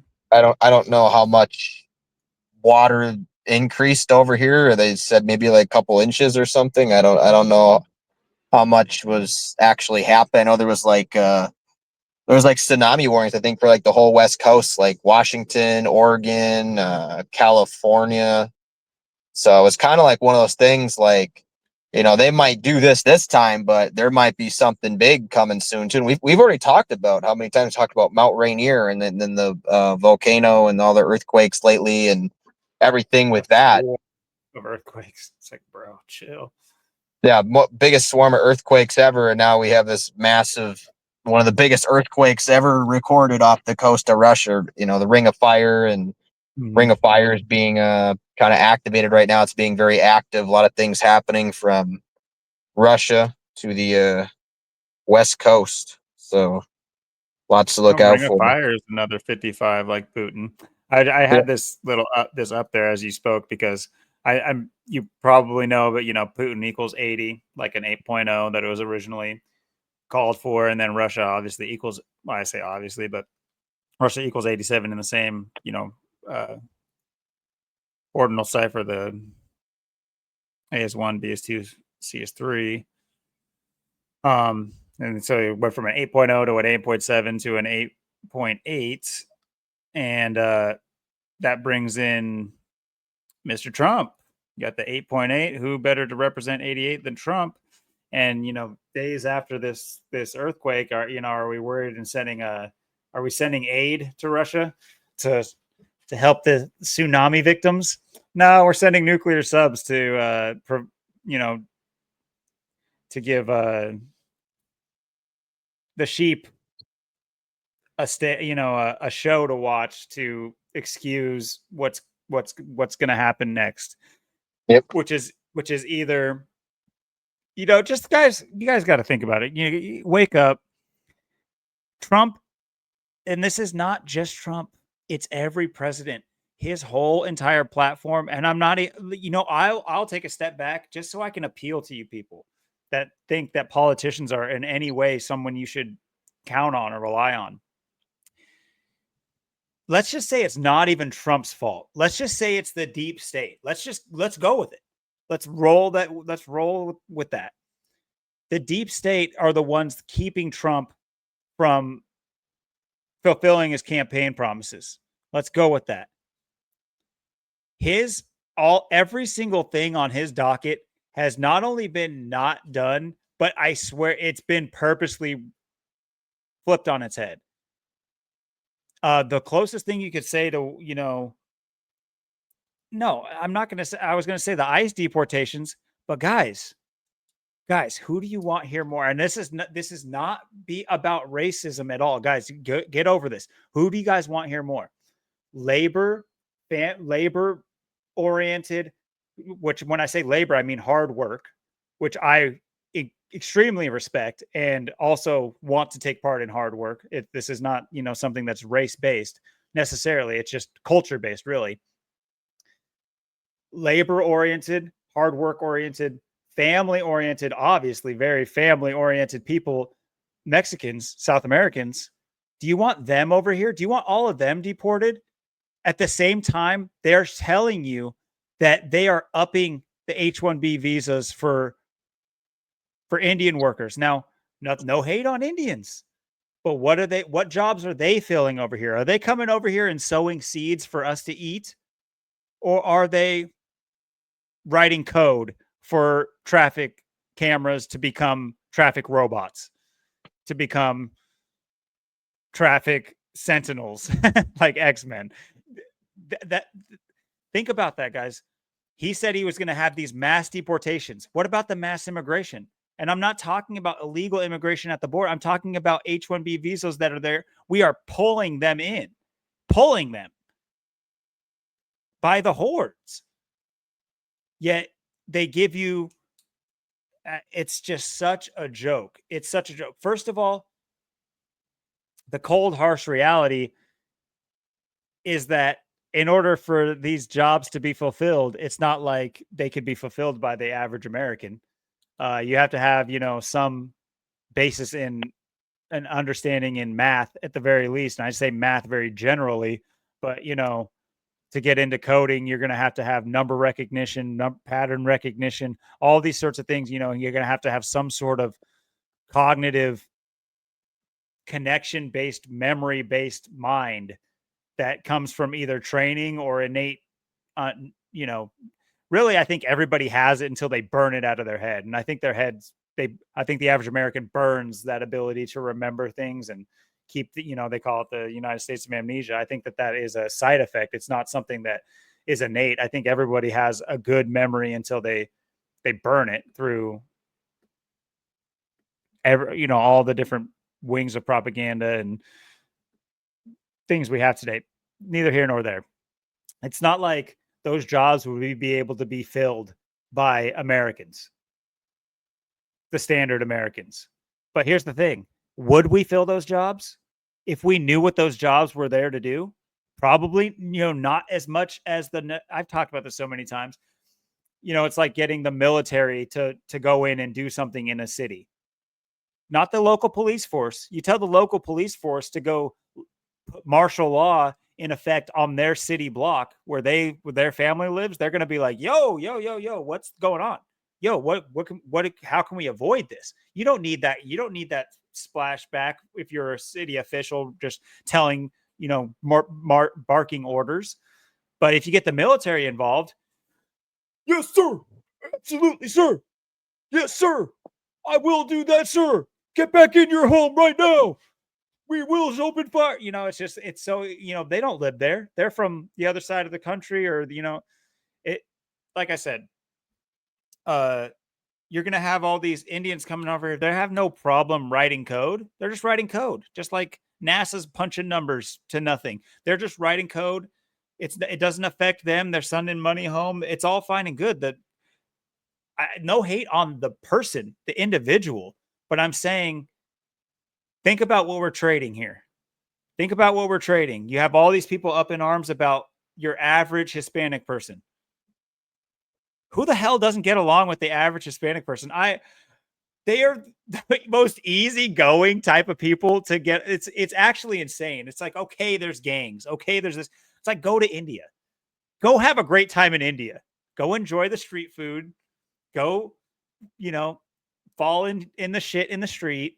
And I'm not even trying to just bad talk there. First of all, the problem is they have billions of people in this, cities the size of one of our towns. So, I mean, there's major problems that have nothing to do with them. I'm not talking about them in particular. It's just, their circumstances. And you don't think that the kings and queens, if you will, of India, are living lavish. Oh, of course. They're not facing poverty. India has, you should see the rich part of India as well. Don't always think of India as like the shack towns and things of that nature. India has a very lavish, rich bourgeoisie upper class that dictate down. And first of all, I think they operate in caste systems, archaic caste systems, much like Muslim countries. I think they're mostly Muslim, so that makes sense. But anyway, all that stuff aside, this isn't to stir up anything to do with that. First of all, I don't necessarily care about anything to do with that. It's personal agency, personal responsibility over everything over here. But it's just funny to see what people will be up in arms about when it comes to, what's happening right in front of their eyes. You have people coming over here, building the surveillance state, building the networks that are oppressing us. And we're cheering on the president that's writing those bills, that's signing those bills into law that pass right through. But then they're like, oh, but he can't fulfill his mission to deport all these Mexicans that are taking our jobs. That it's just like, okay, so we're trading all the farmers for all the human farmers, the ones that are building the machines that are going to farm us. It's just fucking nuts, that the hypocrisy. But then on top of that, oh, are we going to enter into World War III? No new wars. No new wars. Israel and Palestine, which, by the way, don't try to tell me that Israel-Palestine is not a U.S. conflict. Are you fucking retarded? You guys, are you stupid? We are at war with Palestine. It's proxy. It's called proxy wars, guys. Look these terms up. Get an understanding of how the world works. And I'm not even saying this stuff is on the up and up, that things are just what they tell us. But my point is to say is pinning this on the candidate you guys potentially love. And you guys should not love these candidates. You should not love these politicians. You should not trust these politicians. We had a episode a few weeks back about trust, and we played off these same ideas. But yeah, to think that I'll play devil's advocate, literally, Mr. MAGA, highest degree in the Church of Satan, will play MAGA advocate here and say that it's the deep state holding him down. Either way, you're seeing all of the promises on the campaign trail be reversed in real time. You getting those Epstein files? You guys still talking about Epstein? You guys still want to know about Epstein? That my old buddy? You guys, it's just like, come on, please. And you start to see them waking up to it. But what are they waking up to? You're going to wake up and fall right into the lap of the opposition. That's how they do this, guys. This is the pendulum we talk about. Stop. When the pendulum is half swung, let go and fall right in the middle, and you'll be able to see the bullshit both sides are playing. But as long as you stay swinging, you're gonna be hyper propagandized either way.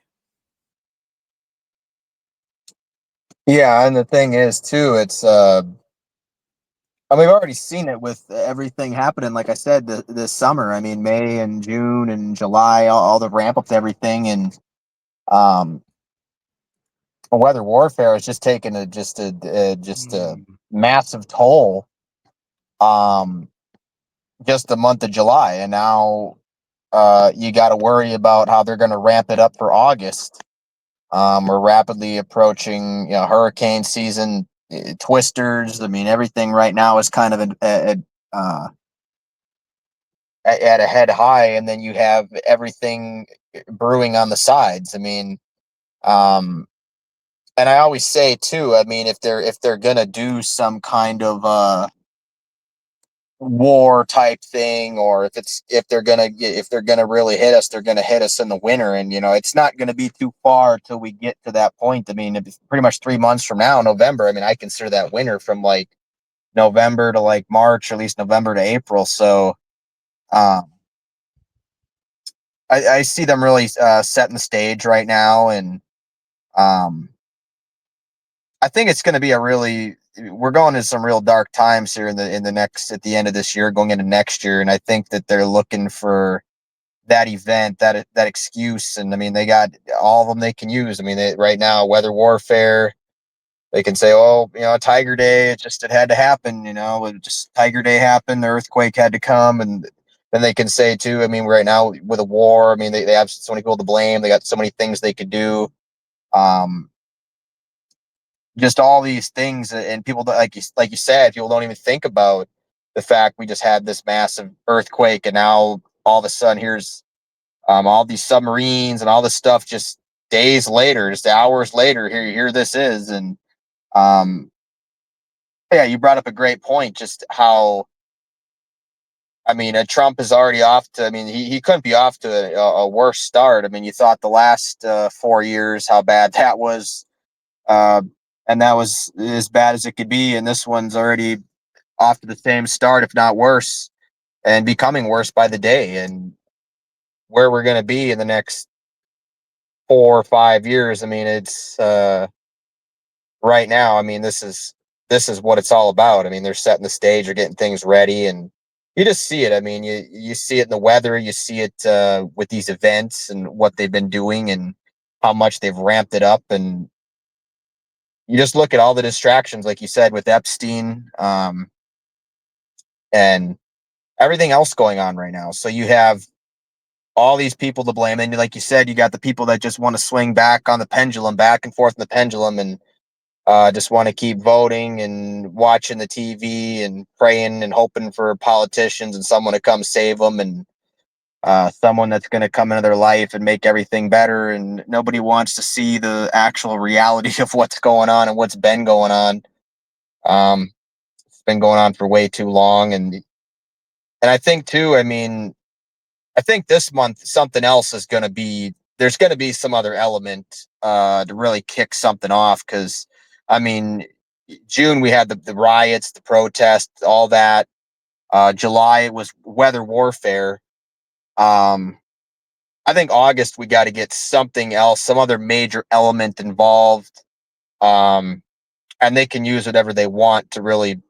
I think August is going to be the month, and I think this is where the summer is really going to take that high pitched squeal, high pitched turn. There's going to be, I mean, because things just been ramping up May, June, July to now. I mean, there's no way they're taking their foot off the gas. Mm-hmm.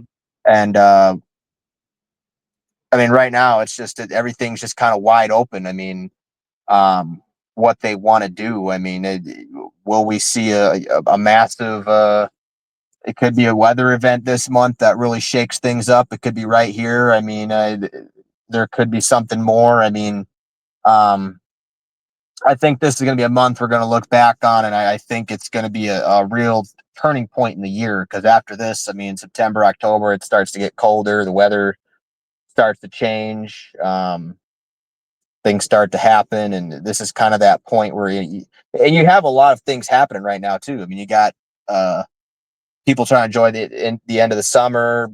Kids are going back to school soon. You got people going back to their lives. You know, once summer's over, you got to worry about other things too. I mean, you already know this year. I mean, the school shootings are going to explode September, August, when the kids go back, because there's going to be mass shootings like you've never heard. There's going to be all this crazy stuff they're going to be pushing to get that fear and get people pointing fingers and riled up. So I think right now they're at that point where they're looking at stuff and kind of seeing what they want to do. But I think this is going to be a massive month for either one, maybe a massive just one event, but I think there's going to be a lot of events. But I think there's going to be something just totally new that they add in that really either distracts people or gets them on a whole new hits them on a whole new level, because they gotta do something big, I think, to end the summer. And that we've just been on this wild roller coaster. And like I said, I think they want to get a nice precursor going into winter, because they always talk about that dark winter and the grid going down and all this stuff. And you know, you wonder about the cyber attack, things like that. There's been tons of that too. I think there was just the one in Minnesota too, that cyber attack there. So yeah, I wouldn't be surprised if we even see something to that effect or more of that. Either way, you can just feel in the air. You can feel something coming, something brewing, and it's only a matter of time before whatever they want to do, they're just going to unleash it, and people are just going to have to see it at some point. Just have to put on the 3D goggles and see that it's really happening. Yeah, well put. Real quick, did you notice where those nuclear submarines are out of? The Puget Sound. Puget Sound in Washington, in between Washington and Alaska, right there, or you know, that bay called the Puget Sound, but behind them. But you know, they give us a tsunami warning from an earthquake from Russia to Washington, and then next, you know, we're sending nuclear subs out of Washington to outside of Russia. Now, guys, I want you guys to think about things. So we talked about weather control and everything like that, and yes, that's a huge factor, but that's not causing an earthquake. Well, you know, earthquakes, these things are, in my opinion, done purposely underground. Um, these are tests. These are. I think that there's a certain amount of what's the word? I guess geoengineering. Yeah, I guess that's the best way I can put it. Is that geoengineering is a man-made concept in a lot of my opinion. I think there are some things that can take place within the realm we live in naturally, if you will. But I do think, you know, even down to volcanism, I have my doubts about volcanoes and their natural behaviors. But down to the lava that's inside of them. But anyway, I won't get into that just right this second. I just think that that's pretty funny, guys. Straight out of Washington. And isn't that nice to know that are, you know, pretty close to you, we're housing nuclear submarines? Isn't that a good thought? Don't Yeah, you it's feel safe? perfect. You feel safe Yeah, up there, don't you? yeah, right in that nice ring of fire. I got Mount Rainier to worry about. Gonna blow me up. I got the 8.8s coming off the Russia's coast, and those nice submarines are gonna just fill up my waters. I can just hop right into one and just I'll be safe. Yep. Get escape into the ocean. That's hilarious. Yeah, I was gonna say, man. Oh no, the nukes are landing. Run to the mountain. The mountain's blowing up. Oh shit, run to the ocean. Oh shit, a tsunami. Yeah. All right, I'm just gonna sit here and put my thumb in my mouth and pray. All right. So yeah, that's quite interesting.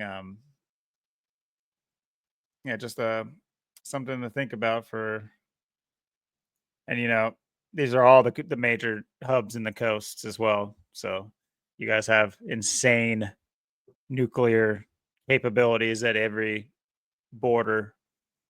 And it's just like, man, first of all, I don't trust them in anyone's hands, let alone the guaranteed wrong people's hands. And that's whose hands got them. So we Yep. really need to take this stuff seriously and do, we got to figure out a way to push back on these agendas. And the first way to push back is to see that there's something to push back on. And the way, if we're going to walk blindly into it, then okay, so be it. I can't, if we're going to be deaf, dumb, and blind to everything that's going on, okay, we're chattel. We're just gonna, we're being herded in, and what happens is like they just screw the silencer on nice and slow, and they take guys like us and they just shoot us right behind the herd, and the herd never even notices we're gone. And if that's our fate, that's our fate. But guess what? Thankfully, I'm getting shot behind you fucking idiots. I'd much rather have a sack over my head and be shot, not even know my assailant, than just walk into the wood chipper like everybody else. So hate to put it so bluntly, but that's always been my, even before I like had the greater knowing of things, that's how I felt. I've seen the sheep for what they are. And I'm not trying to be disheartening or I want you guys to wake up. I want us all to start to, just picture it, guys. It's a wave of people, like unheard of, millions and millions of billions of people all marching side by side, close enough to almost touch the next guy. And we're all marching to the drum of that. They're marching to their drum. Just imagine if what kind of ripple it could make if areas inside this wave were to start to push back and cause disruption. Like you throw a pebble into a clear lake, just send shock waves that start to, not all walk in the same direction. Oh, we start backing up. We start being, what are we doing? Let's start walking this way. I'm just trying to make some sort of image, and like the one I have in my head to clear to you guys that it's not over. It's not set in stone. We do not have to continue to march and just be automatons for the agendas. I don't understand what is more important in your guys' life and why it's always stuff that is the least important in the grand scheme that is the cream of the crop in the average person's life, but it needs to change. I know that it's propaganda. I know it's brainwashing. We've all been there. We all have to we have to get those synapses going. We have to see the truth for what it is, not be so obligatory to the lie and the propaganda. We don't owe them anything. We have to start thinking about ourselves and our own self-preservation. And that's the only way you're ever going to see your neighbor as someone worth saving, and see their neighbor as someone worth saving, and start to bring that community back, and that, the people we can touch are the people we can affect.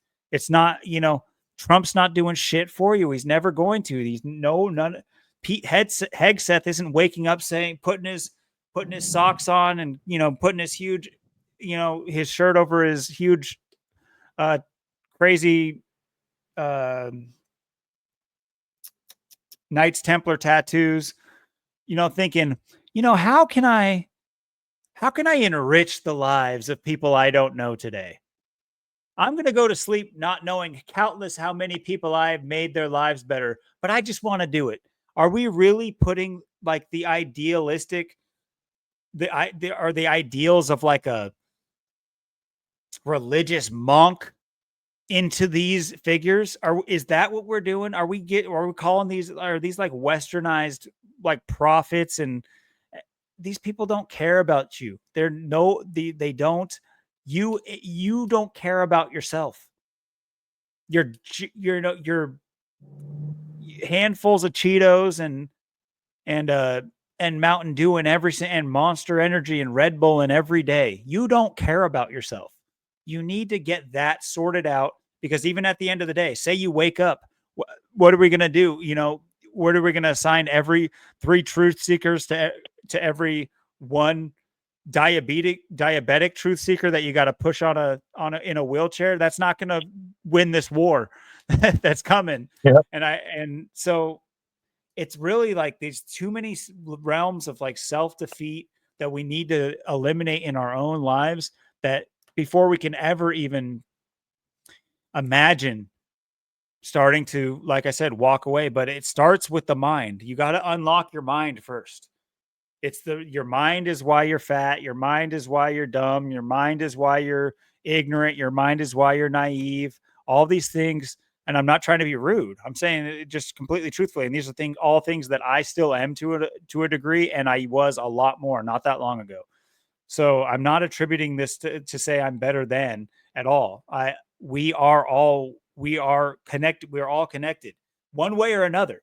The ship's going down or the ship is going to sail into the sunset. One way or another, we're all going with it. It's going to be very hard to see a separation along these lines. And there might be some sort of separation, but it ain't going to be pretty.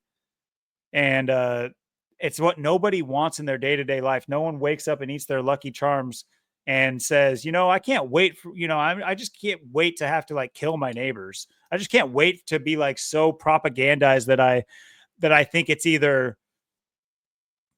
some atrocity I have to commit or that atrocity will be committed to me. I can't wait for that to start. So it's not like that, but that's where we're headed. And it's really sad. And you have stories like these, you take these bigger topics, that potential nuclear war and all these things. And then you have the war of, in social terms, where we're at with race, politics, and politics in general, and like the social burden that's put on us to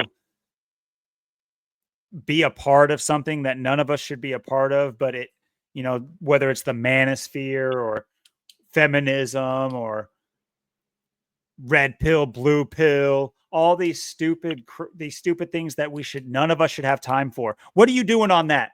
Boom, slapped upside the head. What are you doing on that? You got to go sow your field, you fucking idiot. You got to go make sure the water's going to get down from the hill for all of us. What about that world where we all have jobs that benefit something? But no, we all want to take it on ourselves and say our job is to care about an American Eagle ad. Our job is to care about a Dunkin' Donuts commercial. We're going to make, like, I'm talking both sides, defending it and attacking it. Who the fuck has time for it? Who the fuck has time for this fake faux racism? That's what I see too. People need to start putting faux in front of racism. It's faux racism. We have not seen an act of racism in our entire life. Literally, we have not seen it. Like, I think, and I will go one step further. Well, no, I won't. No, I won't. Not today. It's 2 hours in. I'm not going there right now. But anyway, to think that we have the right to like speak on like racism as a thing that affects our lives, whether you're black or white or whatever race you adhere to, and to use these stupid ads as the pedestal to do so, it's fucking ridiculous. We need to wake up and realize we have stuff to do. We got things to do with ourselves. We have things to do for everybody else. We got jobs. And I'm not talking about flipping burgers. I'm not talking about trading stocks. I'm not talking about even working at the hospital. Well, that one's a little different because we're going to need that kind of skill set moving forward. But I'm saying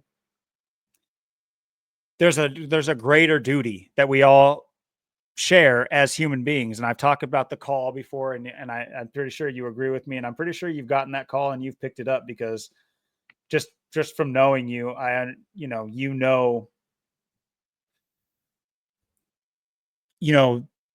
that there's something more than could ever manifest itself in the current social dynamics that we have. And I think it's something we've had in the past, that older civilizations have had it. This cohesion, what good is that man on the road drinking himself into oblivion? What good is he to us? Look at us now. We uplift that behavior that leads to that man being in the road drinking himself into oblivion. And I say drinking, that's not even that big of a deal. I could handle some drunks more than these druggies, but like the same concept applies. You know, there would be a concerted effort that to solve the problems of the people, because the people is the currency. The currency is the hard work of the people. And we need to find a way to get back to that. I know this is a random workaround, and I haven't really even addressed this ad, but I will play it without sound, or I can play it with sound. But I want to get your take on just how ridiculous or how needed, if that's your take, these ads are. I don't know if you've seen them to extent. I don't know if you saw the Dunkin' Donuts one. I think you saw the Sydney Sweeney one. I've only seen it like 15 times. I mean, I've only seen it the once. I'm just kidding. I personally, I'm not a huge fan of I'll just say it. There's like, to me, it's kind of like a Downsy kind of look. No, you know, I don't care. My girlfriend watches these videos. She understands. She is objectively a good looking person, obviously. But there's something about her face. For some reason, it's like, yes, I can agree her face is even good looking. It's the eyes for me. It's this weird, like, I attribute it to like Down syndrome kind of. It obviously she doesn't look like she has Down syndrome just straight up. It's just there's something. What is that one term? Where it's just like something looks so pristine that it looks off. Uncanny valley. It's kind of like that to me. I can't explain it necessarily, so I don't want to go too far into it. I understand that she's a good looking person. That's why she does these ads and everything like that. I'm just saying personally. But anyway, yeah, you have her doing the great jeans ad for American Eagle, and then you have this guy Gavin doing the "It's My Genetics" ad for Dunkin' Donuts, the Golden Summer. They call it a golden summer, and you know we're living in those golden time, the golden era, right? Oh yeah. So yeah, what do you think about this new twist on social manufacturing outrage? Yeah, you hit the nail on the head, and I don't think I did see the Sweeney one. We can watch it here in a minute. Yeah, I don't think I did see this. Do you want to watch it real quick and then comment? Yeah, we could do that. This is just. I'm not here to tell you to one of buy them, I American think. Eagle jeans. Could you hear it? Yeah, I can hear it. I definitely won't say that they're the most comfortable jeans I've ever worn. Or that they make your butt look amazing. Why would I need to do that? But if you said that you want to buy the jeans, I'm not going to stop you. By But just so we're clear, this is not me telling you to buy American Eagle jeans. Sydney Sweeney has very jeans. You see what I did there, right? So that's, and I mean, there's like 10 ads of her, and one of them is like she's, you know, those like like the ad spaces, the boards, the fuck, what are those things called? Billboards. Sydney billboard. No. Maybe it's not called a billboard when it's like painted onto the wall. It's like painted. So there's like an ad painted on the wall, and it says she has great jeans, but it like marks out or it says she has great jeans, GENES, and then it marks out the jeans and writes like denim jeans. So that was like the one that was like, see, they are talking about jeans. It's like, duh, that's the joke. Like, obviously that's what they're saying. They're not hiding that. If you got, are you guys, obviously they could have said that and they didn't need to show that. It's obvious that they're saying she has great jeans and that's the run-on joke. Duh. But I guess I can quickly, this is just one ad, so I can quickly play this one. Where's the actual ad? It's like, okay, I don't need your take on the fucking ad. Where's the ad?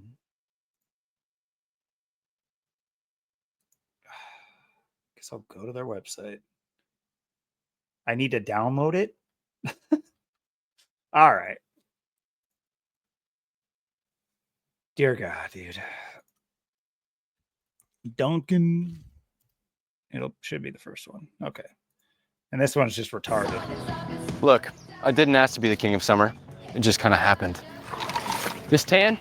Genetics. I just got my color analysis back. Guess what? Golden summer. Literally. I can't help it. Every time I drink a Dunkin' Golden Hour refresher, it's like the sun just finds me. So if sipping these refreshers makes me the king of summer, guilty as charged.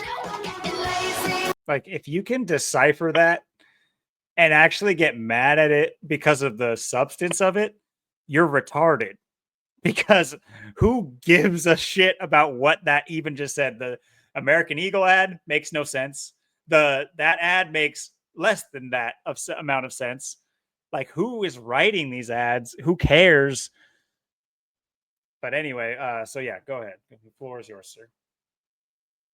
Yeah, and I see what you were saying with like her face or her eyes and stuff, even the way she kind of just like kind of talks and like acts and stuff, and it's yeah, and that seems to be very common, just that look in the face and the eyes and the way people talk. Now I don't know what that is. I know it's I kind of I see that more often with people, and like especially stuff like that. And I mean, it's almost like it almost seems like she's almost like kind of smoked a bowl before she did that, or she got high or something. But I'm not blind, yeah, right? Like, I'm not tripping. There's like something weird about it. yeah, It doesn't look like she's had overwhelming work or anything like that. She's really young, so I doubt that. I mean, I yeah, doubt anyone hasn't had some sort of work, but it doesn't look. It's not overwhelming, so it's just something like there. With yeah. Yeah, I don't. It's very. It's faint, but it's there. It's in the face, the eyes, her voice. It is. It's become just an epidemic, and yeah, I don't know what. I can't really put my finger on it, but yeah, she has that look, and I don't know what it is, but yeah, it's just it's weird. It's Oh, here's that one.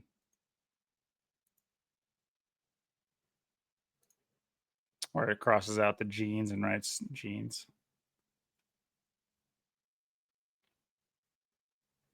It's almost it almost it's like she almost has like somewhat of a empty stare in her eyes, like it's almost Soulless.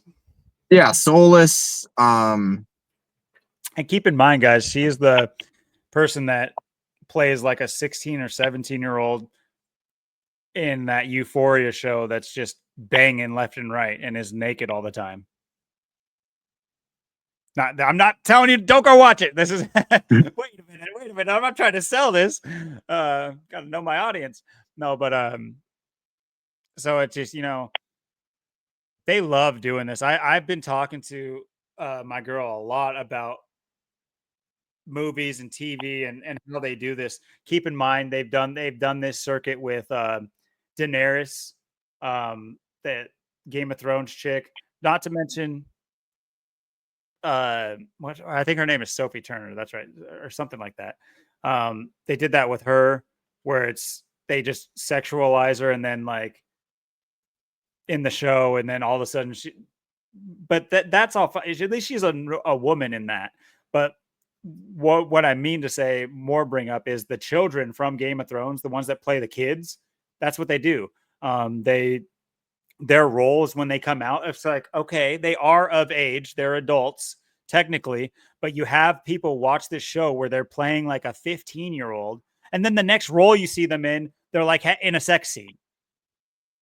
And it's like, what? It's like, what do they do? That programming constantly doing that kind of thing is, I've talked about it. It's programming for men for sure. oh yeah, It is definitely social programming. And it's funny, you have all these women who will talk about like rape culture as if it's like this like overwhelming thing, yet they don't like think about that they're the ones acting in these roles, playing these children, and in the very next movie that they read the screenplay for, they're like, oh yeah, you're vigorously boning this dude in the back of a car. It's like, oh, I signed on the dotted line to play a 14-year-old, and then my next role is me getting boned in the back of a car. That thought doesn't cross your mind that is any kind of engineering socially, but I'll let that be. So sorry, I took the floor back. It's all yours till we end. Bring us home, buddy. What do you got? Yeah, and I think that's perfect what you just said, because that you're just normalizing this stuff and conditioning people. And yeah, and I think I did hear about this. I can't remember from where, but it does sound really familiar with the genes and all this stuff, and what they're doing with all this. And I mean, you have this this soulless, like you said, the look in the eye. It's just the eyes are just, there's just a dead stare, empty stare, soulless look. Just this kind of lost in space look, kind of just not really like kind of caring, just very just kind of out there. That's really what you have, especially with the youth now. And you look at stuff like this, how it pertains to the upcoming generations and just what we're seeing at the younger levels. And yeah, and then you have like with just the commercial, just like in general and stuff,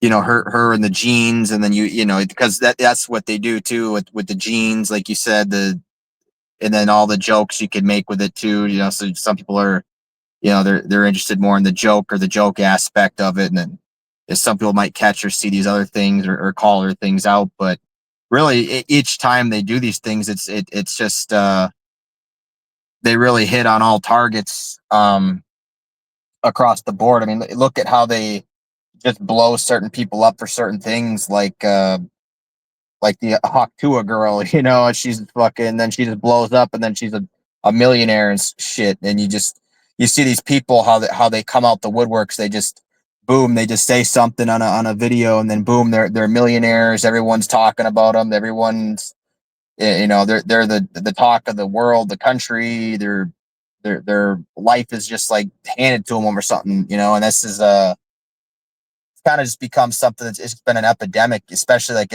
I'd say the last 5 years, before that too. But it's definitely gotten more deranged and more just out of whack with a lot of the stuff you see. And just it is to promote and push more sexualization on the youth and stuff. I mean, there's so many people just that are like I always say, just all over the board. And stuff like this just influences them more, pushes them in one direction, or maybe pulls them to another. But you got a lot of people that you know, they love stuff like this. Like they get off to it, to a Hawk Tuah. They get off to someone who's being promoted like you said, like a 12, 13, 14-year-old, and kind of, you know, kind of like basically almost like a porn star type role, or like almost like a OnlyFans type role. It's like this is just what they've done. And then you see the youth coming up now, and this is these things are heavy infiltration on them. Because I mean, why wouldn't someone, you know, youth coming up, it's like, man, I could be Hawk to a girl. I could come out and make a video like that, and I could just have my life just handed to me, and I could be a millionaire and all this stuff. And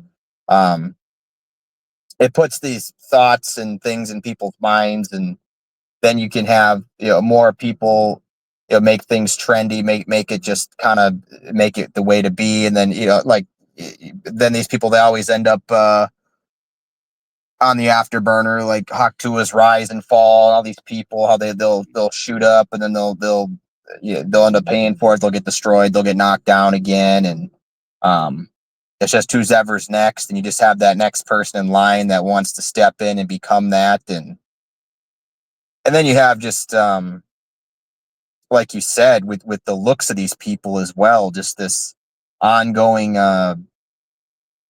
just different, just people, just that, I don't know, they people are different today, but they also look different. and especially the stuff they promote and they push. I mean, I can't really put my finger on it, what it is, but you just see it more and more. Like, people just don't look the way they used to for the most part. The people's just that coloring in the eyes, like the eyes. There used to be just but more of a fire in people's eyes. People's eyes were just like, that's one thing people always say about me, that they always say I have like very like a fiery eyes, very intense eyes, intense stare, that type of thing. That's one thing people always uh, like tell me and stuff. And then you don't really see that in most people's eyes. You don't see that in most people's face. It's more like that girl. They're just they're just more tuned out. They're just kind of falling away, and that's, again, I don't really. It's just a weird thing. It's like something you kind of have to just catch on to and see if you really see it. I don't think a lot of people do pay attention to it or do know it, but some people do. Yeah, and even like the Dunkin' Donuts and all these other goofy ads and stuff, just all these promotions, and yeah, and this is what the future really is. When you think about it, you're gonna have people, like I said, wanting to be the Hawk Tour, the next Hawk Tour. You're gonna have people wanting to, it's gonna be AI. They're gonna want to get into AI and do things like with AI with stuff like that, or more like skits. They'll be like more like skit type deals. I know that's pretty popular right now as well.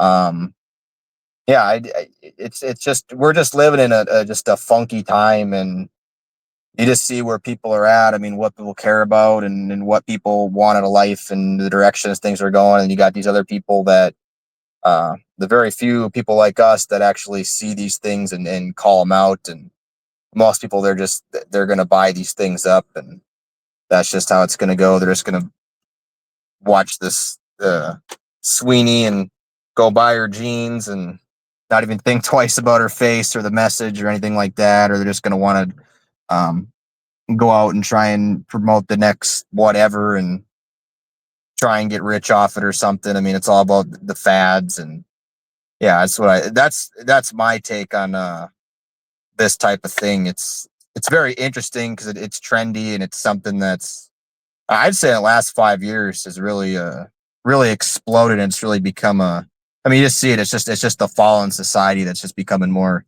evident by the day. Yeah, you hit the nail square there, buddy. It's saying, this is something that really, that first of all, that no one's pushing back on. You have this rise of them, like you said, over sexualizing the kids in the TV and things of that nature. And especially when, like I mentioned, they have them, not only over sexualized as the youth in the show, but then, that's their, they'll carry that over to their next role where they're, straight up in a softcore, hardcore, basically sex scene. Like you said, it's porn, it's OnlyFans, it's that kind of realm. And yeah, also hitting the Hawk Tuah, like, and there's things like this for men as well. Yeah. I don't think you were gendering it. These No. things are, these opportunities seem available for men too. These like get rich quick type of schemes. And when you have that many people looking to get rich quick, you have that many people that aren't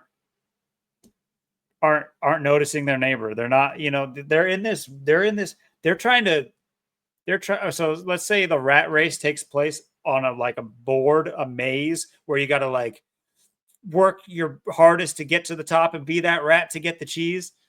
They're trying to like fly over the board and grab the cheese. They're saying, I want that experience. I don't want to have to work like the little rat does, that trying to get the cheese and go through the obstacles. That's one thing in and of itself. I'm not even trying to like necessarily knock that.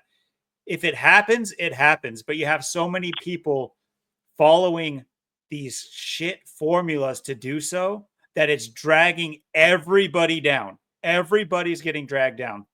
You have, and trust me, I've talked about this at length, but the average worker, just from from my job that we've gone through, and like I could say in the last 20 years, the jobs I've worked and all the employees I've worked with and coworkers I've worked with, that whole like moral discipline and like self-discipline in order to do something, like I just had to explain to somebody today. I told him, you sat down just like everybody here and signed a contract to fulfill a contract with an employer. You don't get to just all of a sudden be not that person. It's just like, you wouldn't like that happening to you. Say that you hired I'm sitting down, I'm hiring this plumber who appears like a plumber and is going to do the plumbing job. And then he shows up and it was really a giraffe in a man suit. I don't know. I had to get wild with it there, but I'm just saying like that's not going to fly for you when something less subtle than that happens. But say, the company you signed up for sends an apprentice only, and it's just like, that's what you're going to get. And that, you wouldn't, then you'd be like, this is unbelievable. But then you'll go to work and act like a piece of shit when you signed up to be a working member of the team. So it's that this stuff bleeds into all fabric of society, and you have it all comes from, in my opinion, this propaganda wing that has this social engineering. And I posed a question while we were talking there, and what do you think of these ads? Because personally, I think this is all bullshit that no one should think too much about. But think about the deeper concept of it. Don't think about the stupid ad necessarily, but think about what it represents. And I asked, is it, it gave you some potential prompts to go off of, or just tell us what you think off the cuff.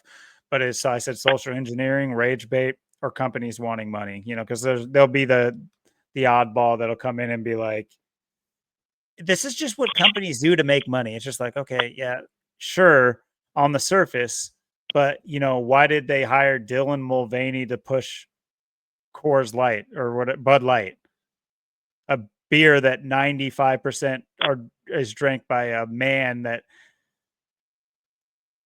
wouldn't want to see a little frail dude dressed like a little girl. Like, by the way, a little girl. He dresses like a little girl. So it's just this weird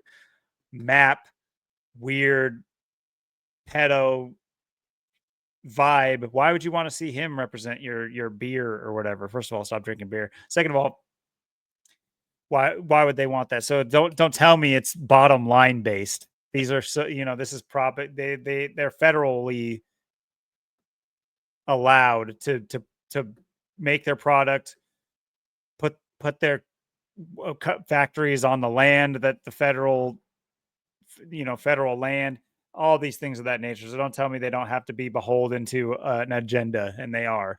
So, but yeah, what do you guys think? I know we riffed pretty hard. Austin had some great points there at the end. And so, yeah, what do you guys think? And hit us up in the comments if you guys have any additional points or things you want us to cover. Of course, feel free to email us. It's scrolling across the screen there at all times. It'll also be in the description below, or just feel free to leave comments and hit us up that way. But until next week, look out for those 222s. They're coming in hot, and I might have a community post depending on anything that shakes out this or in the middle of the week, or once I see the polls. But until then, have a good week, guys, and we will talk to you next week.